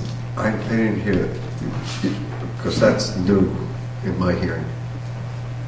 They would upgrade all the equipment to their specifications? Yes, they upgrade They build it into the contract They price. build it into the contract price. I know what it costs to upgrade it, because we've looked at how much it is. You know, it's... Our lunch program, district-wide, And based what they is told us... funded by Revenue. the revenue, solely from the revenue. Revenue of what? The revenue from the cost, the sale of... Cost of food and the price we charge. Right, the cost of food and what we charge, and then the reimbursements we get from the state and federal. Right. And that's how it's done everywhere. Yes. Many other districts actually end up putting money into their budget to subsidize additional. That's the other option we have, instead of increasing the lunch. Both of these companies, they basically... put a line item on our budget for food service. Food service. You could put in $50,000 or whatever they're asking for you. And a lot of that is capital improvements. I mean, a $30,000 oven. Well, we don't necessarily want to go ahead and upgrade all the equipment now. I mean, let's see what happens with the SOI. If the SOI moves forward, that would be built into the building projects. We may be at that time, if we don't need that 25 cents extra, stack it up. My issue with these fees is that we turn it into a user fee. So the current child that's in the school, the current family parent, they're paying now for their child. But when we all went to school, everyone, Well, the parents has a choice though to bring it back lunch. Right, the parents have a choice to bring It's not like a sports program. You can't say they're not going to pay. The kids all eat. We have, when I went to this company just to see what they thought, they did not feel that, first of all, they could increase participation, because our participation is very high, And even when I've been at different meetings with the School Nutrition Association, you know, they were surprised that we still were doing our own food service, you know, that we hadn't outsourced yet. We have a high participation, you know, we've still been able to maintain our revenue right along. I mean, and we, every year, you know, I look at different ways. But that's my point. Is it the fault of our current student body that we have 40-year-old, you know, that all our equipment is breaking and needs to be... No, I think you had a very valuable, you had equipment that came in that was very high quality, that's been able to stay running for 46 years. You got a lot of value out of that. I think we're barely breaking even on the food alone, never mind these other variables. It's not, I'm just saying that... The food alone is costing $1.70. That's the food. Right, just the food and supplies is exactly what I bring in for lunch revenue. And then you have the staff that has to manage all of that. No, my point is that I feel that it should be paid from the budget more, you know, Oh, you mean subsidizing? Yes, that's what I'm trying to get to. But most schools don't do that. A lot of the schools that are self-operating, they have a revolving, but those are the ones that have gone out of business and had to turn over to outsourcing because they've gone into the negative. They basically haven't been able to maintain, and they serve participation. I mean, where can you take your kid to lunch for $2.25 and get and a hot meal? You go to McDonald's, you're dropping I went to Charlton Hospital today. I paid $4.75 for a smaller salad that we serve here. It's at least $3. What? 25 cents in middle school? Well, that's because you're old. No, we didn't pay 25 cents in middle school. 25. Come on, Tony. 25. It was 35 when we left, bro. Yeah? And how many years ago was that, buddy? 4 weeks ago. But my point then is changing. I guess my point is back then we weren't that 30 cents or 50, whatever it was, we weren't subsidizing that whole lunch program. I can't believe because the price of food was less. Everything was 30 years ago. You can't look back then what is now. I mean, everything's different now. Cost of Jack living Bond is said higher now than it was then. That's why everything. When Jack Bond said today, so we want to go. We need to go up 25 cents. Yeah. Right. When Jack Bond said he paid the cost of student was like $3,500, that was also many years ago that the cost of living was a lot less. And they had 35 kids in the class. But my point with that is I don't think then the lunch fees was subsidizing the program problem. But Tony, this is now not. No. It's not just the lunch fees. You do have the federal reimbursement for those students that are below a certain limit. The free lunch. So you do, that's been there since the 60s. Right. So that's not new. That's another. Okay, so we want a motion to go ahead and increase. Was it 25 cents across the board? Yes. So it would be 2.25 for K through 4, and then $2.50 for 5 through 12. So that's my motion. And that's just the regular school lunch. That's the school lunch. But when they do a la carte, is totally off. That's right. That's totally. I try not to change the a la cartes because say a student comes through the line and they want to get a sandwich and a drink. You know, it doesn't make sense to charge them $2.50 for that. And a lot of times what the staff will do, if they're coming through the line, they have a sandwich, they have a drink, they'll encourage them to take either a fruit or vegetable. It makes it a reimbursable meal. It becomes $2.25, and they're not paying $3. Right. So that, and it's better for financially, it's better for us to have a reimbursable meal because we get money back from the state. So do we have a second? Second. Oh, you missed discussion. Okay. I think we discussed it enough. All in favor? Aye. Opposed? Thank you, Michelle. Thank you, Michelle. So SOIF, approval, we got some field trip. And we will sign the appropriate forms when we increase them? Yeah. Whether we increase or decrease, since we all have children in the schools, we have to sign. Oh, yeah. Little disclosure. I'm making myself a note. See, I don't remember doing that last year. Yeah, we did. I wasn't here. You might not. Because you didn't have a lawyer at the table. I might have done. Michelle said I did, but I don't know. You probably did some. Yes. You probably we stuck them into the. All right, so we got a. Make a motion to accept the Westport Elementary field trip to the Rhode Island School of Design. Second. Appropriate number of chaperones to students is perfect. It looks good. All the I's are dotted and the T's are crossed. Discussion, all in favor? Aye. I Opposed? want to know why all the fourth graders get field trips. What about the other kids? They use them up at the beginning of the year. Yeah, they go to the end of the year. Motion to approve field trip to Roger Williams Zoo for the fourth graders. Oh, when is that? On May 28th. Second. Comments? Discussion, all in favor? Aye. Motion to approve the West Grade 4 Veterans Memorial Auditorium in Providence, out of state. Oh, Providence. Oh, Rhode Island. That's why we need the approvals, absolutely. I was getting That's it. why we're approving. They're out of state. Hey, you gotta get up real early to get Second, me. did you just make the motion? I made the motion. Second? All in favor? Aye. Aye. Yeah, it's not that other grades don't get them, is it? I know. Stay within the state. Probably some go further than these, but because they cross that. Can I just ask you a question on that? What's Part of your What's policy. the culmination of curriculum from Carnegie Hall link up for recorders? Where are you? We have a program at the elementary school. Recorders as in a little recorder? Yeah, recorders. I call them flute, but I guess it's called a recorder. They were called Philharmonical. they were recorded. Cool. Carnegie Hall. There's 4 or 5 of them strewn all over my house. Yeah, I have one of those. Okay, routine approval of the Monday, February 25th minutes. Let's see if I was there. Who was there? Was I there? I think. I think I was You weren't there at the 27th.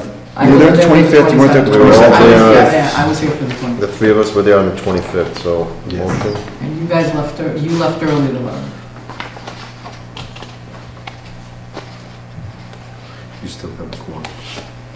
I know. You're the field states. Oh, yeah. Okay. This was the.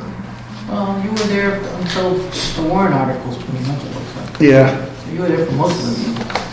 I left at 8:05, it was most of the meeting. but- And it adjourned at 8:35, so, Oh, it did? yeah. All right, so we got a motion. That's good enough. Motion to accept the February 25th, oh, that was a special meeting. Yes. Minutes. Second. Discussion, all in favor? Aye. We can still vote on the other one, even though she wasn't there. 27th We still have a quorum. And I abstain. Mr. Larry, motion? Motion to accept the minutes, Wednesday, February 27th. All in favor? Aye. Aye. Abstain? 2 ayes and an abstain. Abstention? Abstention. Abstention. Okay, school committee business taken care of, correspondence? Did you give it to me? Was there any correspondence? No, there's no correspondence. Okay. New business for next meeting. I think we have to play. There's a couple of things, just advising you that Karen Sita will not be here next meeting. But we will have Mickey come back and help out. One of the things you'll see at that one is the SOIs. Okay. Come back. Update on the tennis courts. Oh, yeah, my kid asked me about that today. He says, who's fixing the fences? I think that's started, right? They're supposed to be starting this week. We have to get the 3 quotes, so. He says, that's named after somebody. Yes. Take a selfie. Anything else? No. I'm sure we'll have other stuff. Yeah. I know there's already a list going, I just can't remember what's on the It's list. okay if we have it down. already have an agenda? Oh, yeah. It's growing every day. It's okay if we We only can have change meetings that. 2 hours. Okay, so is that it? Motion to adjourn? Oh, comments and statements from the public, I'm sorry. Peter's You sure? We There's a won't chance. go out, they're good. I ordered my